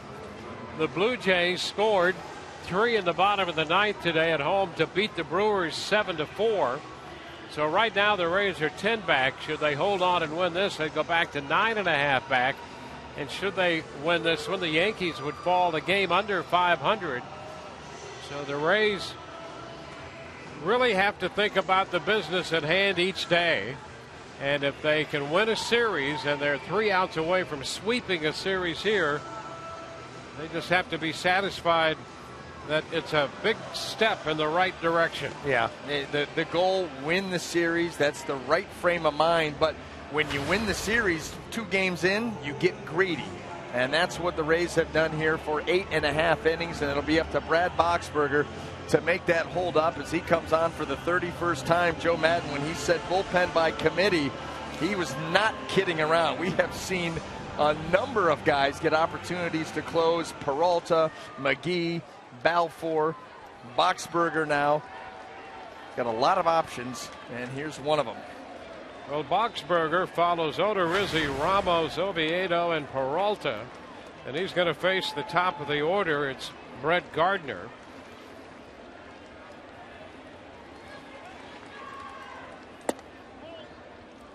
Gardner shortens on the bat. Takes it for a ball. Gardner opened the scoring with a home run back in the bottom of the first.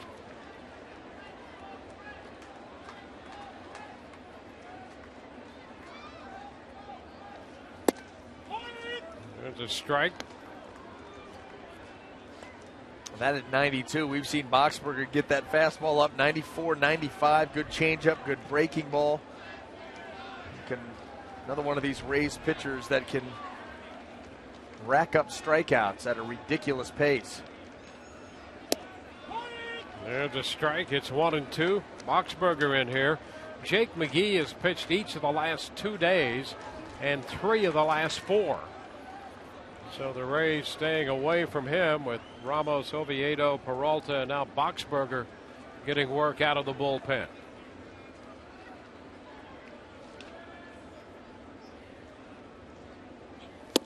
And a cut and a miss.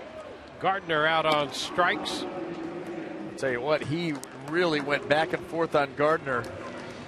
92-mile-an-hour fastball to the 82-mile-an-hour changeup, and then ratcheted up even further here, right down the middle at 94, and Gardner cannot get it.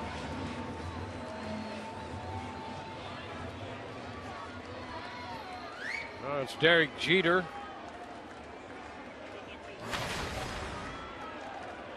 Rays 2 outs away from sweeping New York. They swept the Red Sox at the Trop back in May. There's a bunt attempt foul. That was May 23rd, 24th, and 25th. Last time they swept the Yankees was here last September.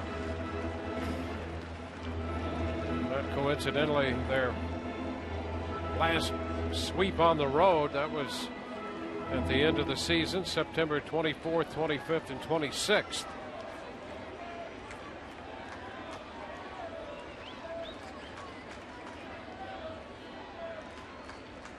Strike the count to Jeter. Into the stands down the right side, 0-2.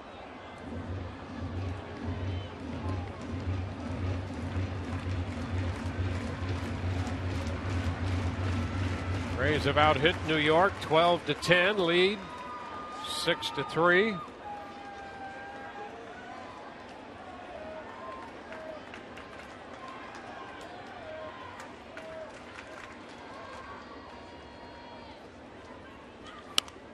It's a foul ball back. Rays had a nice stop in the bottom of the 7th inning. Rays had taken a 5-3 lead and then made a base running mistake in the 7th in an attempt to stretch that lead out. And then with the score 5-3, the Yankees had a couple of men on in the 7th inning. But Oviedo struck out Beltran and Johnson to end that. And the Rays, with the help of some shady and shaky defense on the part of the Yankees in the top of the 9th, added a run. Jeter out on strikes, so back-to-back strikeouts for Boxberger, and Rays pitching in double figures in strikeouts again today. Well, they've got 6 in the last 2 2/3 innings. 2 in the 7th, 2 in the 8th, and 2 so far here in the 9th. And that's what they can do. I mean, the starters do a nice job of getting their punch outs, but that bullpen, it's a power type bullpen, and they've come through big today. Everybody, it seems, gets a chance to close out of that bullpen. Want to know the count to Brian McCann.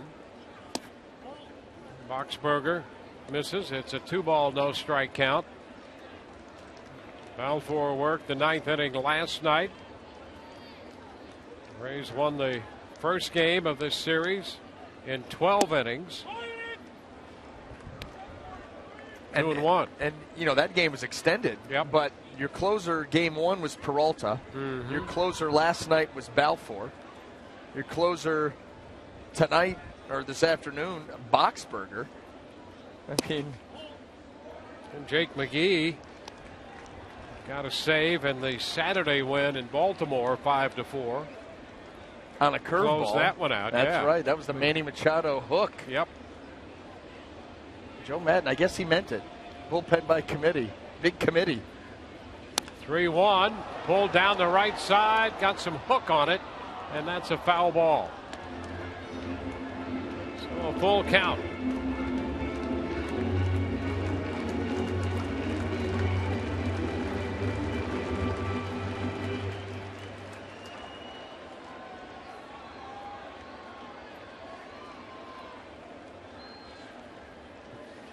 Boxberger set with the 3-2. Big cut and a foul ball.